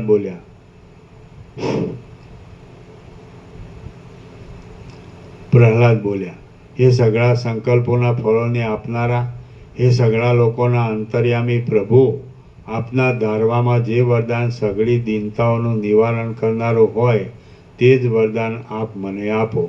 ભગવાન બોલ્યા, હે નિર્દોષ પ્રહલાદ, બ્રહ્મના સાક્ષાત્કાર રૂપ વિશ્રાંતિ મળવા સુધીનો વિચાર કરવાથી જ અનર્થોની અત્યંત નિવૃત્તિ થાય છે અને પરમાનંદની પ્રાપ્તિ થાય છે. માટે તેનો વિચાર તને પ્રાપ્ત થાવ. ભગવાન બોલ્યા, હે નિર્દોષ પ્રહલાદ, બ્રહ્મના સાક્ષાત્કાર રૂપ વિશ્રાંતિ મળવા સુધીનો વિચાર કરવાથી જ અનર્થોની અત્યંત નિવૃત્તિ થાય છે અને પરમાનંદની પ્રાપ્તિ થાય છે. માટે તેનો વિચાર તને પ્રાપ્ત થાવ. વશિષ્ઠ બોલ્યા, હે રામ, જેમ સમુદ્રનો તરંગ ઘૂઘવાટ કરીને પાછો અંદર સમાઈ જાય છે, તેમ વિષ્ણુ ભગવાન પ્રહલાદને એટલા વચન કહીને પાછા અંતર્ધાન થઈ ગયા. આમ વિષ્ણુદેવ અંતર્ધાન થઈ ગયા પછી પ્રહલાદે પૂજામાં મણિઓથી તથા રત્નોથી શણગારેલી છેલ્લી પુષ્પાંજલિ આપી. પછી પ્રેમથી ઉત્તમ આસન પર પદ્માસન વાળીને પ્રહલાદે સ્તોત્રનો પાઠ કરવાના સમયમાં ચિત્તથી આ પ્રમાણે ચિંતવન કર્યું. સંસારનું નિવારણ કરનારા વિષ્ણુ ભગવાને મને કહ્યું કે તું વિચારવાળો થા. એટલા માટે હવે હું મનમાં આત્માનો વિચાર કરું. હું જે આ સંસારરૂપી આડંબરમાં બોલું છું, ચાલું છું, ઊભો રહું છું અને પ્રયત્નથી વિષયનો ઉપભોગ કરું છું, તે હું પોતે કોણ છું? આ જગત જે વૃક્ષોથી, તૃણોથી તથા પર્વતોથી યુક્ત છે, તે તો હું નથી. જે જગતરૂપ વસ્તુ અત્યંત બાહ્ય છે, તે તો હું નથી. જે જગતરૂપ વસ્તુ અત્યંત બાહ્ય છે, તે રૂપ તો હું કેમ જ હોઉં? આ દેહ તો ખોટો દુદય પામેલો છે, બોલવાને પણ સમર્થ નથી. પ્રાણવાયુની પ્રેરણાથી જ થોડોક કાળ સુધી ચાલનારો છે, અલ્પકાળમાં જ પાછો નષ્ટ થનાર છે અને જડ છે. હું તે પણ નથી. શબ્દ કે જે કાનની જડતાવાળી પૂતળીથી આ ઊંચો છે, નીચો છે, પદરૂપ છે અને વાક્યરૂપ છે, ઇત્યાદિ ભેદો પાડીને કલ્પી લેવામાં આવે છે. ક્ષણ માત્રમાં ક્ષય પામનાર છે. ક્ષય પામનાર હોવાને લીધે શૂન્ય આકારવાળો છે. આકાશથી ઉત્પન્ન થાય છે અને જડ છે, તે પણ હું નથી. સ્પર્શ કે જે ક્ષણ માત્રમાં નષ્ટ થનારી ત્વચાથી જ પમાય છે, સમય પર નથી પણ પમાતો અને ચૈતન્યની સિદ્ધિથી જ સિદ્ધ થાય એવો છે તથા જડ છે, તે પણ હું નથી. રસ જે ચપળ સત્તાવાળી અનિત્ય જીભથી જ સંબંધ ધરાવનારો છે, તુચ્છ છે. જીભની અણીથી તે કંઠ સુધી જ સ્વાદમાં આવે તેવો છે. અન્નાદિક પદાર્થોમાં રહેલો છે અને જડ છે, તે પણ હું નથી.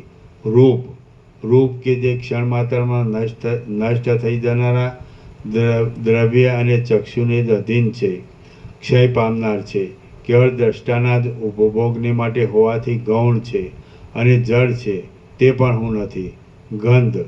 ગંધ કે જે પ્રકાશ વિનાની તથા ક્ષય પામનારી નાસિકાથી જ કલ્પાય છે, ક્ષણ માત્રામાં નષ્ટ થનાર છે, ક્ષણે ક્ષણે ફેરફાર પામનાર છે અને જડ છે, તે પણ હું નથી. તેવી જ રીતે કર્મેન્દ્રિયોના કર્મો, અહંકાર, મન, બુદ્ધિ કે ચિત્ત એમની ત્રિપુટીઓમાંનો પણ હું નથી, કારણ કે સઘળી ત્રિપુટીઓ જડ છે. હું તો મમતા વિનાનો, ચિંતન વિનાનો, શાંત, પાંચે ઇન્દ્રિયોના વિભ્રમોથી રહિત અને જેમાં કાંઈ પણ સંકલ્પ નથી એવો શુદ્ધ ચેતન જ છું. હું તો દ્રશ્યોથી રહિત કેવળ ચૈતન્ય જ છું. સર્વ દ્રશ્યોનો પ્રકાશ આપનાર છું. બહાર તથા અંદર વ્યાપક છું. અંશોથી રહિત છું, નિર્મળ છું અને સત્તા માત્ર જ છું. ઘડાથી માંડીને સૂર્ય પર્યંત આ સઘળા પદાર્થો ઉત્તમ તેજવાળા આ ચૈતન્ય દીવાથી જ પ્રકાશિત થાય છે. હા, હવે આ સાચું અને સંપૂર્ણ સ્મરણ મને પ્રાપ્ત થયું. સર્વવ્યાપક, નિર્વિકલ્પ, ચૈતન્યરૂપ અને સર્વને સ્ફુરણ આપનારો આ હું આત્મા છું. જેમ અંદર રહેલા પ્રકાશરૂપ તેજથી અંગારાઓના કણોની પંક્તિઓ સ્ફુરે છે, તેમ આ સંસારમાં આ ચૈતન્યથી જ વિચિત્ર પ્રકારની ઇન્દ્રિયોની વૃત્તિઓ સ્ફુરે છે.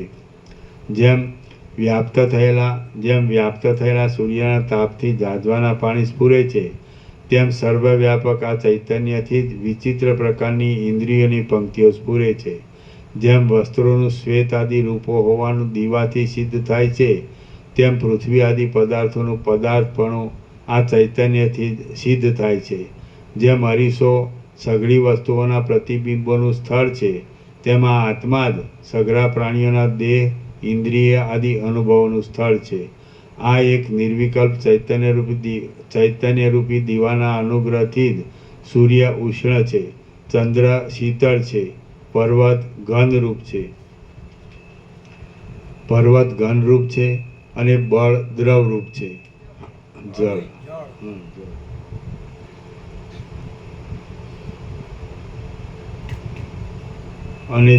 દ્રવરૂપ છે. આકાશમાંથી વાયુ થયો, વાયુમાંથી તેજ થયું, તેજમાંથી જળ થયું અને જળમાંથી પૃથ્વી થઈ ઇત્યાદિ ક્રમથી અનુભવમાં આવેલા સઘળા પદાર્થોની ઉત્પત્તિ સંબંધી વ્યવસ્થાનું મુખ્ય કારણ એ વ્યાપક ચૈતન્ય જ છે. ચૈતન્યનું કારણ બીજું કોઈ પણ નથી. જેમ પૃથ્વી આદિનું તપ્તપણું સૂર્યના તાપથી જ ઉદય પામે છે, તેમ ક્રમથી અનુભવમાં આવતા સઘળા પદાર્થોનું પદાર્થપણું આ આત્માથી જ ઉદય પામે છે. જેમ હિમથી જ શીતળપણું ઉત્પન્ન થયું છે, તેમ વાસ્તવિક રીતે નિરાકાર અને અવિદ્યાથી સઘળા કારણોના કારણરૂપ આત્માથી આ જગત ઉત્પન્ન થયું છે. બ્રહ્મા, વિષ્ણુ, ઇન્દ્ર અને રુદ્ર આદિ આ જગતની સ્થિતિના કારણોરૂપ છે, પણ તેમનું પણ આદિ કારણ આ ચૈતન્ય જ છે. ચૈતન્યનું કારણ બીજું કોઈ નથી. આ હું સાક્ષીથી પ્રકાશતા દ્રષ્ટા અને દ્રશ્ય ઇત્યાદિ નામોથી રહિત છું અને નિત્ય સ્વયં પ્રકાશ છું. હું તેને જ પ્રણામ કરું છું. આત્માથી જુદી સત્તા વિનાના આ સઘળા પદાર્થો એ સર્વના અધિષ્ઠાનભૂત નિર્વિકલ્પ ચિદાત્મામાં જ ઉત્પન્ન થયા કરે છે, રહે છે અને પાછા લીન થાય છે. આ ચૈતન્યરૂપ જે અંતરાત્મા છે, તે જે વસ્તુનો સંકલ્પ કરે છે, તે વસ્તુ સર્વત્ર ઉત્પન્ન થાય છે. એ વસ્તુ સૂક્ષ્મ રૂપથી કારણમાં રહેલી હોય તો પણ આત્માના સંકલ્પ વિના પ્રગટ થાય નહીં. ચૈતન્ય જે વસ્તુને સ્ફુરણ તથા સત્તા આપીને સંકલ્પથી પ્રકટ કરે છે તે જ વસ્તુ વ્યવહારના વિષયપણાને પ્રાપ્ત થાય છે. ચૈતન્ય જે વસ્તુને સ્ફુરણ તથા સત્તા આપીને સંકલ્પથી પ્રકટ કરતું નથી તે વસ્તુ કદાચ હોય તો પણ નષ્ટ જ છે. આ ઘટપટ આદિ વિકારોવાળી જગત સંબંધી અનેક પ્રકારની પદાર્થોની પંક્તિઓ આ ચિદાકાશરૂપી મોટા અરીસામાં સંકલ્પિત જોવામાં આવે છે. સંકલ્પ વૃદ્ધિ પામે તો એ વસ્તુઓ વૃદ્ધિ પામે છે અને સંકલ્પ ક્ષય પામે તો એ વસ્તુઓ ક્ષય પામે છે.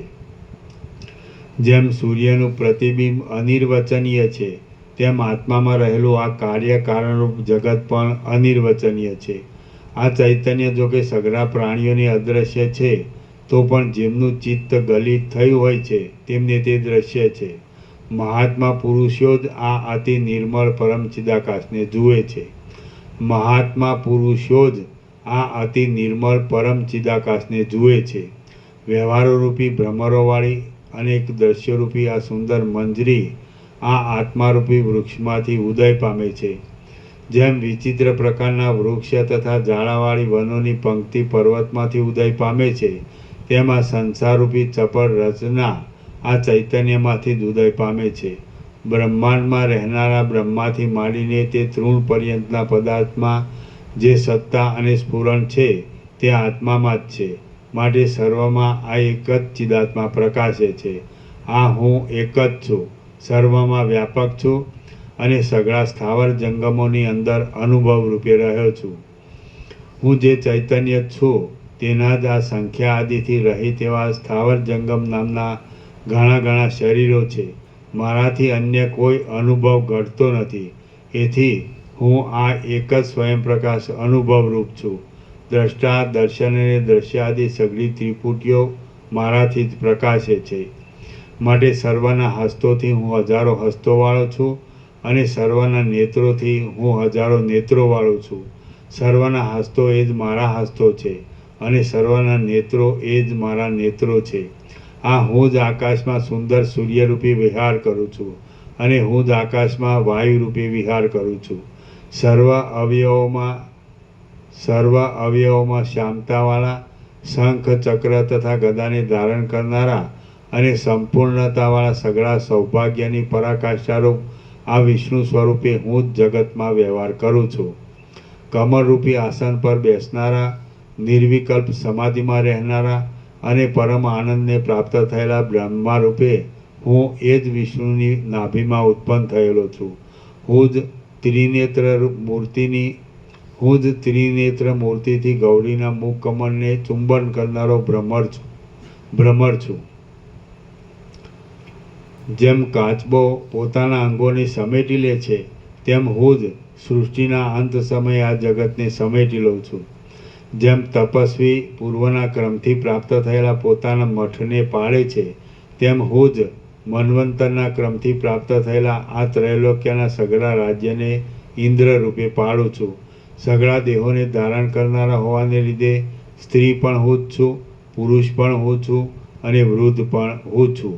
હું જ સર્વ સ્વરૂપે થયેલો છું. જેમ કૂવો પોતાની ભૂમિમાંથી લતાને પ્રકટ કરે છે તેમ રસરૂપે રહેલો હું જ પોતાના સ્વરૂપભૂત ચૈતન્યરૂપી ભૂમિમાંથી ખડ, લતાઓ અને ઝાડોને પ્રકટ કરું છું.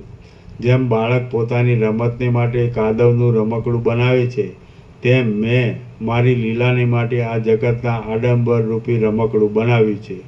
આ સર્વ દ્રશ્યોમાં હું જ વ્યાપક છું. મને પ્રાપ્ત થઈને દ્રશ્યોની સત્તા અદૃશ્ય થઈ જાય છે. મને પ્રાપ્ત થઈને દ્રશ્યોની સત્તા અદૃશ્ય થઈ જાય છે. મેં પોતાના તત્વને સમજીને છોડી દીધેલું આ જગત વ્યવહારમાં રહે છે તો પણ કાંઈ જ નથી. હું રૂપી મોટા ચૈતન્યમય અરીસામાં જે પ્રતિબિંબિત થયું છે તે સઘળું મારાથી જુદું છે જ નહીં. કાંઈ પણ મારાથી જુદું હોવાનો સંભવ જ નથી. હું જ પુષ્પોમાં સુગંધરૂપ છું અને પુષ્પોમાં તથા પાંદડાઓમાં કાંતિરૂપ હું જ છું. કાંતિમાં જે રૂપ છે તે હું જ છું. કાંતિમાં જે રૂપ છે તે હું જ છું અને રૂપમાં પણ જે અનુભવ છે તે હું જ છું. હું આ સ્થાવર જંગમ જગતરૂપ જે કાંઈ દ્રશ્ય છે તે સઘળાના અધિષ્ઠાન રૂપ અને સઘળા સંકલ્પોથી રહિત પરમ ચૈતન્ય તત્વ હું જ છું. જે પહેલી રસ શક્તિ છે તે જ જળના સમૂહરૂપ થાય છે. પછી જળના સમૂહરૂપ થયેલ એ જ શક્તિ વૃક્ષોમાં શાખાઓ આદિની ઉત્પત્તિના કારણ રૂપે તથા ભીંતોમાં ખડ આદિની ઉત્પત્તિના કારણ રૂપે ફેલાયેલી છે. તે જ પ્રમાણે હું સઘળા પદાર્થોમાં તે કાર્યોની ઉત્પત્તિના કારણ રૂપે ફેલાયેલો છું. હું સર્વ પદાર્થોની અંદર ઉત્કૃષ્ટ સત્તા રૂપે રહેલો છું અને પોતાના સંકલ્પથી શરીરોમાં પ્રવેશ કરીને જુદા જુદા જીવો રૂપે દેખાવ આપું છું. જેમ દૂધની અંદર ઘી રહેલું છે અને જળની અંદર રસ રહેલો છે, તેમ સઘળા પદાર્થોની અંદર હું જ સત્તા રૂપે અને સ્ફુરણ રૂપે રહેલો છું.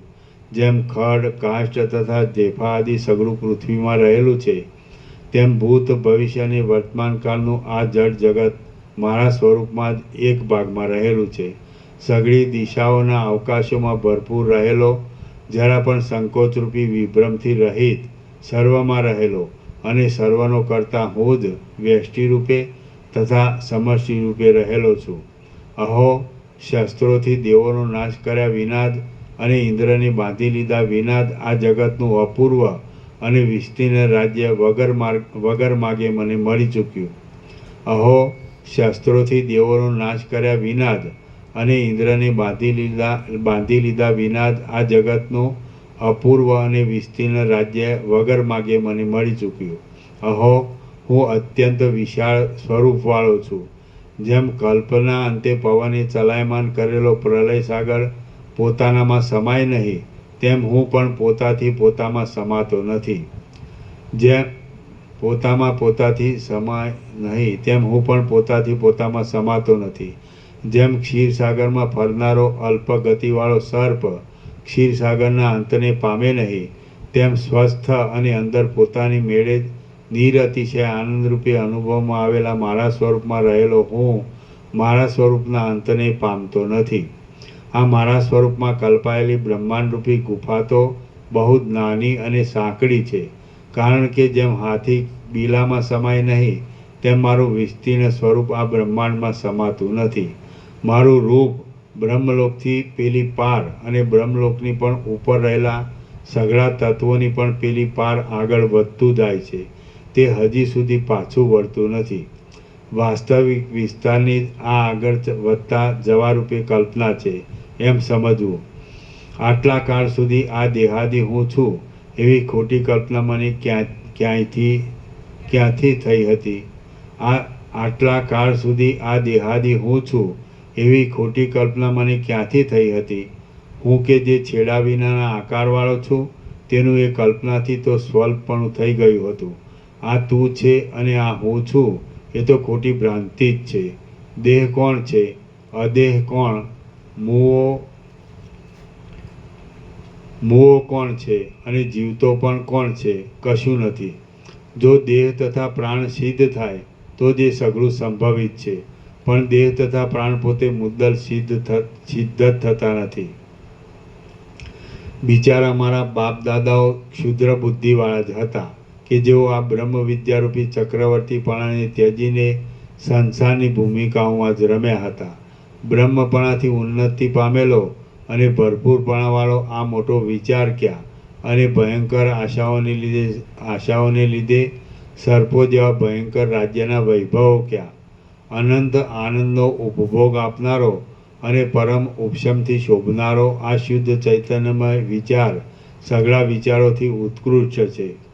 હું સઘળા પદાર્થોની અંદર સત્તા રૂપે રહેલો છું. દ્રશ્યોથી રહિત ચૈતન્યરૂપ છું અને સઘળા જીવોના સ્વરૂપભૂત છું. માટે હું મને જ વારંવાર પ્રણામ કરું છું. જેમ ખાધેલા અન્નને પચાવી દેવામાં આવે તેમ જેણે સંસારને પચાવી દીધો છે તેવો હું જન્મ રહિત થયો છું. સઘળા અનર્થોની નિવૃત્તિને પ્રાપ્ત થયો છું. જે પામવાનું છે તેને પામી ચૂક્યો છું. જીવનને સફળ કરી ચૂક્યો છું. મહાત્મા થયો છું અને સર્વથી ઉત્તમ થયો છું. આ બોધરૂપી અવિચળ અને ઉત્તમ સામ્રાજ્યને સર્વ બ્રહ્માંડોના અધિપતિપણાને ત્યજીને હું હવે રમણીયતા વિનાની અને મહાદુઃખરૂપી રાજ્યની વિભૂતિઓમાં રમીશ નહીં. મારો પિતા કે જે પોતાના આત્માને નહીં સમજેલો હોવાને લીધે લાકડા, જળ કે પથ્થરના બનાવેલા કિલ્લાઓનો આશ્રય લઈને પૃથ્વીમાં તળ સ્વામીપણાના અભિમાનથી રોળાયા કરતો હતો અને તેથી જ એક નીચ દાનવરૂપ તુચ્છ કીડા જેવો થઈ રહ્યો હતો. તેને ધિક્કાર છે. મારા પિતાએ મોટી ભૂલ કરીને જીવતા સુધી અવિદ્યામય શરીરને અવિદ્યામય પદાર્થોથી તૃપ્ત કર્યું. એ તે શું કર્યું? મારો પિતા હિરણ્યકશિપુ કેટલાયક વર્ષો સુધી આ ત્રૈલોક્યની લક્ષ્મીરૂપી નાની ઝૂંપડીને ભોગવીને એવું કયું યોગ્ય ફળ પામ્યો કે જેથી સઘળા અનર્થોની નિવૃત્તિ થાય? મારા પિતાએ આ આનંદનો સ્વાદ નહીં લેતા જગતના સેંકડો રાજ્યોનો સ્વાદ લીધો તો પણ કશો સ્વાદ લીધો નથી. જે પુરુષ આ બ્રહ્મ વિદ્યારૂપી પરમ અમૃતને પ્રાપ્ત થઈને અંદર ભરપૂર થયો હોય તે પુરુષ સંસાર સંબંધી કોઈ પણ સુખને પામ્યો ન હોય તો પણ સંપૂર્ણ અખંડિત સુખને પામ્યો છે. જે પુરુષ આ બ્રહ્મ વિદ્યારૂપી પરમ અમૃતને પ્રાપ્ત થઈને અંદર ભરપૂર થયો હોય તે પુરુષ સંસાર સંબંધી કોઈ પણ સુખને પામ્યો ન હોય તો પણ સંપૂર્ણ અખંડિત સુખને પામ્યો છે. જે પુરુષ આ ઉત્તમ પદનો ત્યાગ કરીને સંસાર સંબંધી અલ્પ સુખમાં રુચિ કરે તે મૂર્ખ કહેવાય, પંડિત કહેવાય નહીં. ઊંટ જ દ્રાક્ષના સુંદર વેલાને ત્યજીને કાંટાઓમાં આસક્ત થાય, બીજા કોઈ આસક્ત થાય નહીં. આ સર્વોત્તમ વિચાર ત્યજીને ક્ષુદ્ર રાજ્યમાં તે કોણ રમે?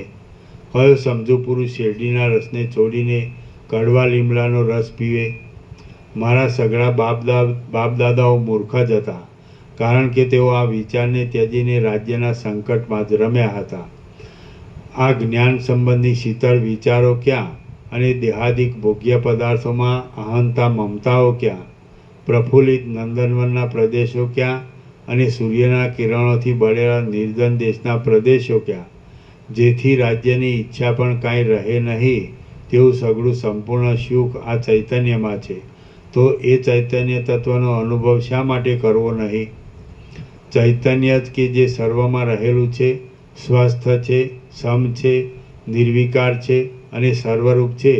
તેથી જ સર્વકાળમાં સઘળી રીતનું સંપૂર્ણ સુખ સારી પેઠે મળે છે. કારણ કે સ્વસ્થ, સમ અને નિર્વિકાર એવું એ પરમ ચૈતન્ય જ પોતાના સંકલ્પ માત્રથી સૂર્યના પ્રકાશની શક્તિને, ચંદ્રની અમૃતમય શક્તિને, બ્રહ્માની મહત્તા શક્તિને, ઇન્દ્રની ત્રૈલોક્યની સત્તા શક્તિને, સદાશિવની આનંદપૂર્ણ શક્તિને, વિષ્ણુની ઉત્કૃષ્ટ શક્તિને, મનની શીઘ્ર ગતિવાળી શક્તિને, વાયુની બળવાન શક્તિને, અગ્નિની દાહક શક્તિને, જળની તૃપ્ત કરનારી શક્તિને, મુનિઓની મોટા તપની સિદ્ધિ શક્તિને, બૃહસ્પતિની વિદ્યા શક્તિને, દેવોની આકાશ ગતિની શક્તિને, પર્વતોની સ્થિર શક્તિને, સમુદ્રની ગંભીર શક્તિને, મેરુની અત્યંત ઊંચાપણાની શક્તિને, બૌદ્ધોની શાંતિપૂર્ણ કૃપા દયાળુ શક્તિને, મદિરાના મદથી ચપળતા કરનારી શક્તિને, વસંત ઋતુની પુષ્પમય શક્તિને, વર્ષા ઋતુની વાદળાના ગડગડાટવાળી શક્તિને, વૃક્ષોની યક્ષોની માયાવી શક્તિને, આકાશની નિર્લેપ શક્તિને, હિમની શીતળ શક્તિને અને ઉનાળાની તપ્ત શક્તિને ઉત્પન્ન કરનાર છે. એવી જ રીતે બીજી પણ ઘણી દેશ, કાળ તથા ક્રિયાઓને લગતી અને અનેક આકારોવાળા પદાર્થોથી ઉડતી ભૂત, ભવિષ્ય તથા વર્તમાન શક્તિઓ એ ચૈતન્યથી જ છે. જેમ સૂર્યની પ્રભા વાંકા ચૂંકા પદાર્થોમાં પડીને વાંકી ચૂંકી દેખાતા છતાં પણ વાસ્તવિક રીતે વાંકા ચૂંકાપણા વિનાની જ અને એકરૂપ જ છે, તેમ ચૈતન્ય સઘળી શક્તિઓ રૂપે ગોઠવાઈને ભેદવાળું દેખાતા છતાં પણ ભેદથી રહિત છે અને એકરૂપ જ છે. જેમ સઘળી દિશાઓમાં રહેનારા તે કાળ સંબંધી ઘણા પદાર્થોનો પ્રકાશ સૂર્યના પ્રભાવથી થયો હતો, થાય છે અને થશે, તેમ સંસારમાં રહેલી તે કાળ સંબંધી દ્રશ્યોની સઘળી દશાઓનો દેખાવ એ નિર્મળ અને વ્યાપક ચૈતન્યથી થયો હતો, થાય છે અને થશે. ત્રણેય કાળના પદાર્થોની સેંકડો કલ્પનાઓને કરનારું છતાં પણ જેમાં કાળનો કોઈ પ્રકારનો ભેદ લાગુ પડતો નથી એવું અને સંકલ્પોને લીધે અનંત બ્રહ્માંડ રૂપે ફેલાયેલું એ વ્યાપક શુદ્ધ ચૈતન્ય પરિપૂર્ણ જ છે. ત્રણેય કાળમાં અનંત દ્રશ્યોના અનુભવ રૂપે જણાતા તે ચૈતન્યમાંથી ત્રણેય કાળના કલ્પિત દ્રશ્યોને દૂર કરી નાખતા અખંડ અનુભવ જ અવશેષ રહે છે કે જે સમતા કહેવાય છે અને પૂર્ણતા પણ કહેવાય છે. મીઠા રસનો અને કડવા રસનો એક કાળમાં અનુભવ કરવામાં આવતા મીઠા રસનો પણ અનુભવ થયો અને કડવા રસનો પણ અનુભવ થયો એમ કહેવાય છે. તો હવે એમાંથી અનુભવની ઉપાધિઓ રૂપ એ બંને રસનો ત્યાગ કરતા એકલો અનુભવ જ અવશેષ રહે છે કે જે અનુભવ ચૈતન્યનું સ્વરૂપ છે અને બંને રસને સરખી રીતે લાગુ પડે છે. જેમ ઉપર કહ્યા પ્રમાણે મધના મીઠા રસને અને લીમડાના કડવા રસને અનુભવરૂપ ચૈતન્ય સરખી રીતે જ લાગુ પડ્યું, તેમ સઘળા પદાર્થોને પણ એ અનુભવરૂપ ચૈતન્ય સરખી રીતે લાગુ પડે છે, કેમ કે તે ઉપાધિઓનો ત્યાગ કરતાં એકલો અનુભવ જ અવશેષ રહે છે. ચૈતન્ય કે જે સૂક્ષ્મ છે, સર્વ પદાર્થોમાં ગૂંથાયેલું છે, સત્તારૂપ છે અને મુખ્ય અદ્વૈતરૂપ છે, તે જો પદાર્થોને પરસ્પરથી જુદા પાડનારા ભેદોના સંકલ્પોને ત્યજી દઈને એક જ કાળમાં સઘળા પદાર્થોને જુએ તો એકબીજાની સાથે સંબંધ ધરાવનારા પદાર્થો વિચિત્ર છતાં પણ એકરૂપ જ અનુભવમાં આવે છે. હવે ભેદોના સંકલ્પનો ત્યાગ કરવાનો ઉપાય હું કહું છું તે સાંભળો. કોઈ પણ દ્રશ્ય છે જ નહીં એમ દ્રશ્ય માત્રના અભાવનો આશ્રય કરવાથી ચિત્ત તરત જ શોક તથા મોહ આદિ પરિણામોને ત્યજી દે છે અને એવી રીતે દ્રશ્ય માત્રને મિથ્યા સમજીને સર્વના અધિષ્ઠાનરૂપ સચ્ચિદાનંદ આત્માને જોવાથી ચિત્ત રાગ આદિ દોષોને પણ ત્યજી દે છે. આ રીતે રાગ આદિ છૂટી જવાથી ભેદોના સંકલ્પોનો ત્યાગ થાય છે. ચૈતન્ય જો વર્તમાન દ્રશ્યોની ઉપેક્ષા કરે અને ભૂત તથા ભવિષ્ય દ્રશ્યોની વાસનારૂપ બંધનોથી રહિત થાય, એટલે ત્રણેય કાળ ઉપર ધ્યાન આપે નહીં, તો એ ચૈતન્યની ક્ષમતા જ અવશેષ રહે છે. ચૈતન્ય જો એ પોતાની સત્ય ક્ષમતારૂપી સ્થિતિમાં રહે તો વાણીથી ન સમજાવવાને લીધે જાણે સર્વદા અસત હોય એવું થઈ જાય છે અને જાણે શૂન્યપણાને પામી હોય એવું થઈને રહે છે. એ ચૈતન્ય આત્મા કહેવાય છે તથા બ્રહ્મ પણ કહેવાય છે. અપવાદ દ્રષ્ટિથી જોતા એ ચૈતન્ય કોઈ રૂપ નથી અને આરોપ દ્રષ્ટિથી જોતા એ ચૈતન્ય સર્વરૂપ પણ છે. સઘળા દ્રશ્યોનો અત્યંત બાદ થઈ જતા અખંડ રૂપે અવશેષ રહેનારું જે પરમ ચૈતન્ય છે તે જ મોક્ષ એ નામથી કહેવામાં આવે છે. જેમ પડળવાળું નેત્ર મંદ પ્રકાશવાળું હોવાને લીધે કોઈ પદાર્થના સ્વરૂપને બરાબર જોઈ શકતું નથી, તેમ એ આત્મા જો સંકલ્પોથી યુક્ત હોય તો મંદ પ્રકાશવાળો થવાને લીધે આ જગતના પોતાથી અભિન્નપણાને જોઈ શકતો નથી. જે આત્મા પોતામાં સારા અને નરસા સંકલ્પરૂપી મેલોવાળો હોય તે આત્મા જેમ પાસથી બંધાયેલો પક્ષી આકાશમાં ચડી શકતું નથી, તેમ બ્રહ્મ વિદ્યામાં ચડી શકતો નથી. આ જે લોકો છે તેઓ જેમ આંધળા પક્ષીઓ જાળોમાં પડે છે તેમ સંકલ્પોની ભાંજગણને લીધે મોહરૂપી જાળોમાં પડેલા છે. મારા બાપ દાદાઓ સંકલ્પોરૂપી જાળોમાં વીંટાઈને વિષયરૂપી ખાડાઓમાં પડ્યા હતા, તેથી તેઓએ આ ઉપદ્રવો વિનાનો માર્ગ જોયો જ નહોતો. જેમ કેટલાક દિવસ સુધી દેખવામાં આવેલા મચ્છરો ખાડાઓમાં જ નાશ પામે છે, તેમ કેટલાક દિવસો સુધી લોકોના જોવામાં આવેલા એ મારા બિચારા બાપ દાદાઓ પૃથ્વી ઉપર જ નષ્ટ થઈ ગયા છે. ભોગોરૂપી દુઃખોને જ માગનારા એ દુર્બુદ્ધિવાળા લોકો જો આ તત્વને સમજ્યા હોત તો જન્મ મરણરૂપી ઊંડી ખાડીઓમાં પડત નહીં. સર્વ લોકો રાગ દ્વેષથી ઉઠેલા સુખ દુઃખાદિના ભ્રમથી ધરતીના દરોમાં રહેનારા કીડાઓ જેવા થઈ ગયા છે. સર્વ લોકો રાગદ્વેષથી ઉઠેલા સુખ દુઃખાદિના ભ્રમથી ધરતીમાં દરોમાં રહેનારા કીડાઓ જેવા થઈ ગયા છે. જે પુરુષના આ સારું છે અને આ ખરાબ છે એવા આકારોવાળા સંકલ્પરૂપી દાઝવાના જળ સત્ય જ્ઞાનરૂપી વરસાદથી શાંત થઈ ગયા હોય તે પુરુષનું જીવવું સફળ છે. આ શુદ્ધ અને અખંડ નિર્મળ સ્વરૂપવાળા ચૈતન્યમાં સંકલ્પો સંભવે જ કેમ? નિર્મળ ચાંદનીમાં જરા પણ ગરમ પ્રકાશ સંભવે જ કેવી રીતે? મુદ્દલ સંભવે જ નહીં, માટે છે જ નહીં. એવી રીતનો સત્યબોધ પ્રાપ્ત થવાથી સંકલ્પો શાંત થઈ જાય છે. હું રૂપ આત્મા કે જે અખંડ ચૈતન્ય સ્વરૂપ છે તેને હું પ્રણામ કરું છું. જગતને પ્રકાશ આપવામાં મણીની ઉપમા ધરાવનારા હે દેવ આત્મા, અહો તમે ઘણે કાળે જાણવામાં આવ્યા છો. હે આત્મા, તમે ઘણે સમયે જણાયા છો, મળ્યા છો, ઉદય પામ્યા છો અને વિકલ્પોમાંથી દૂર કાઢવામાં આવ્યા છો. હવે તમે જે છો તે જ છો. હું તમને પ્રણામ કરું છું. હે આત્મા, હું રૂપ તમે કે જે અંત વિનાના છો, હું રૂપ તમે કે જે આનંદ રસથી ભરપૂર છો, હું રૂપ તમે કે જે બ્રહ્માદિના પણ પ્રકાશક છો, અને હું રૂપ તમે કે જે સર્વથી ન્યારા પરમાત્મા છો, તેમને હું પ્રણામ કરું છું.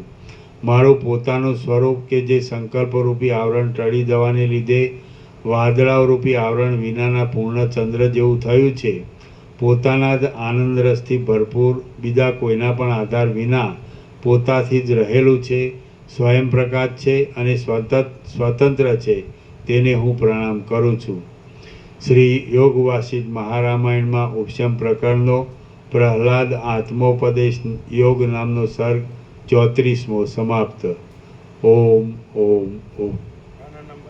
630 20 પેજ વંચાણ.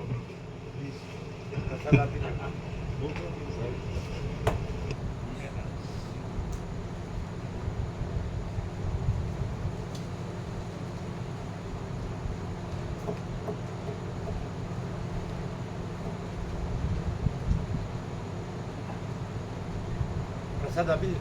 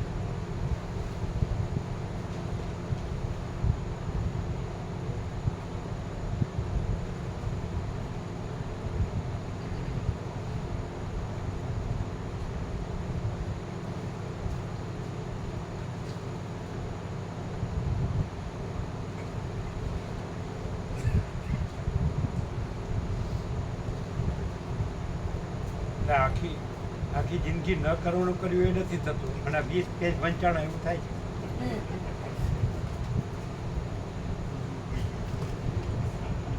આખી જિંદગી ન કરવાનું કર્યું એ નથી થતું અને 20 પેજ વંચાણા એમ થાય છે.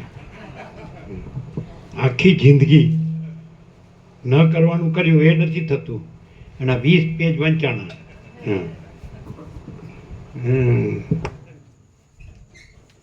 એ બધું ન પડ્યું, આ બધું પડે છે.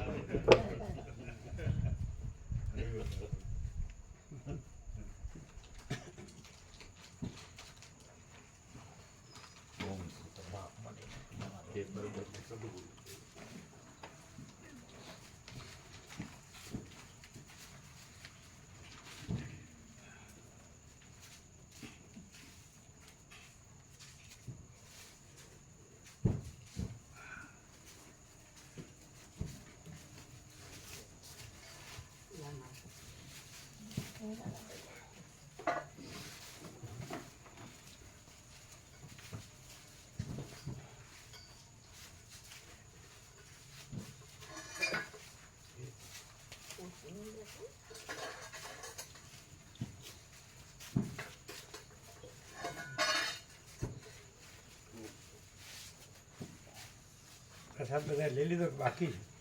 બાકી બાકી તમારે લીધો ઘણા તો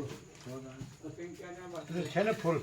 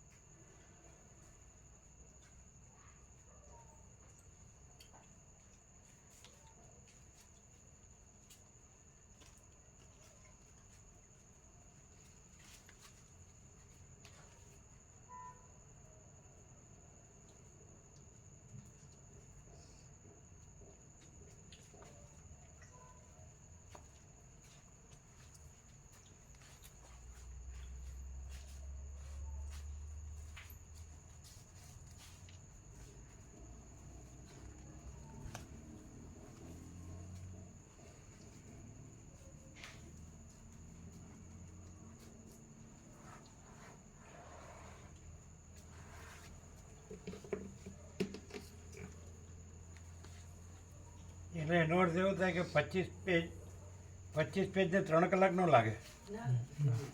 પોણા 2 કલાક? કેમ?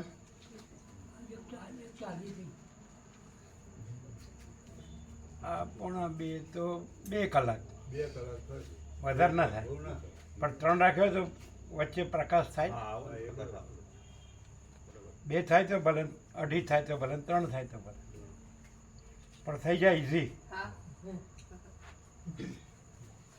35 દિવસમાં ઇઝી થઈ જાય, સંપૂર્ણ પ્રકાશ થઈ જાય.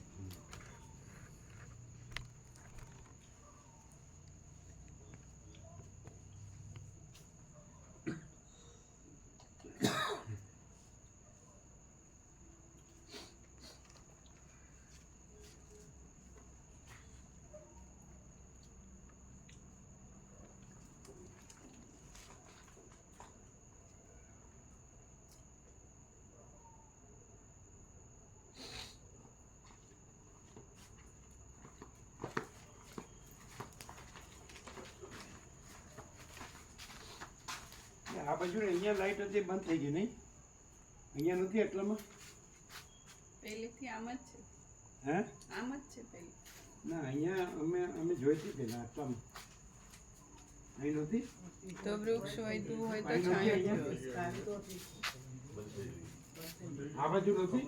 ના, પહેલાથી આમ જ છે. અમે તો આમ જ જોઈએ. અહીંયા અમને એમ થયું કે હોય તો હોય. એટલે પેલો ખીચકોલી અને ગુંદર એવું કાપી નાખ્યું હતું. ત્યાં હતી લગભગ, આગળ હતી. હતી. એ લોકોને કહેવાનું હા.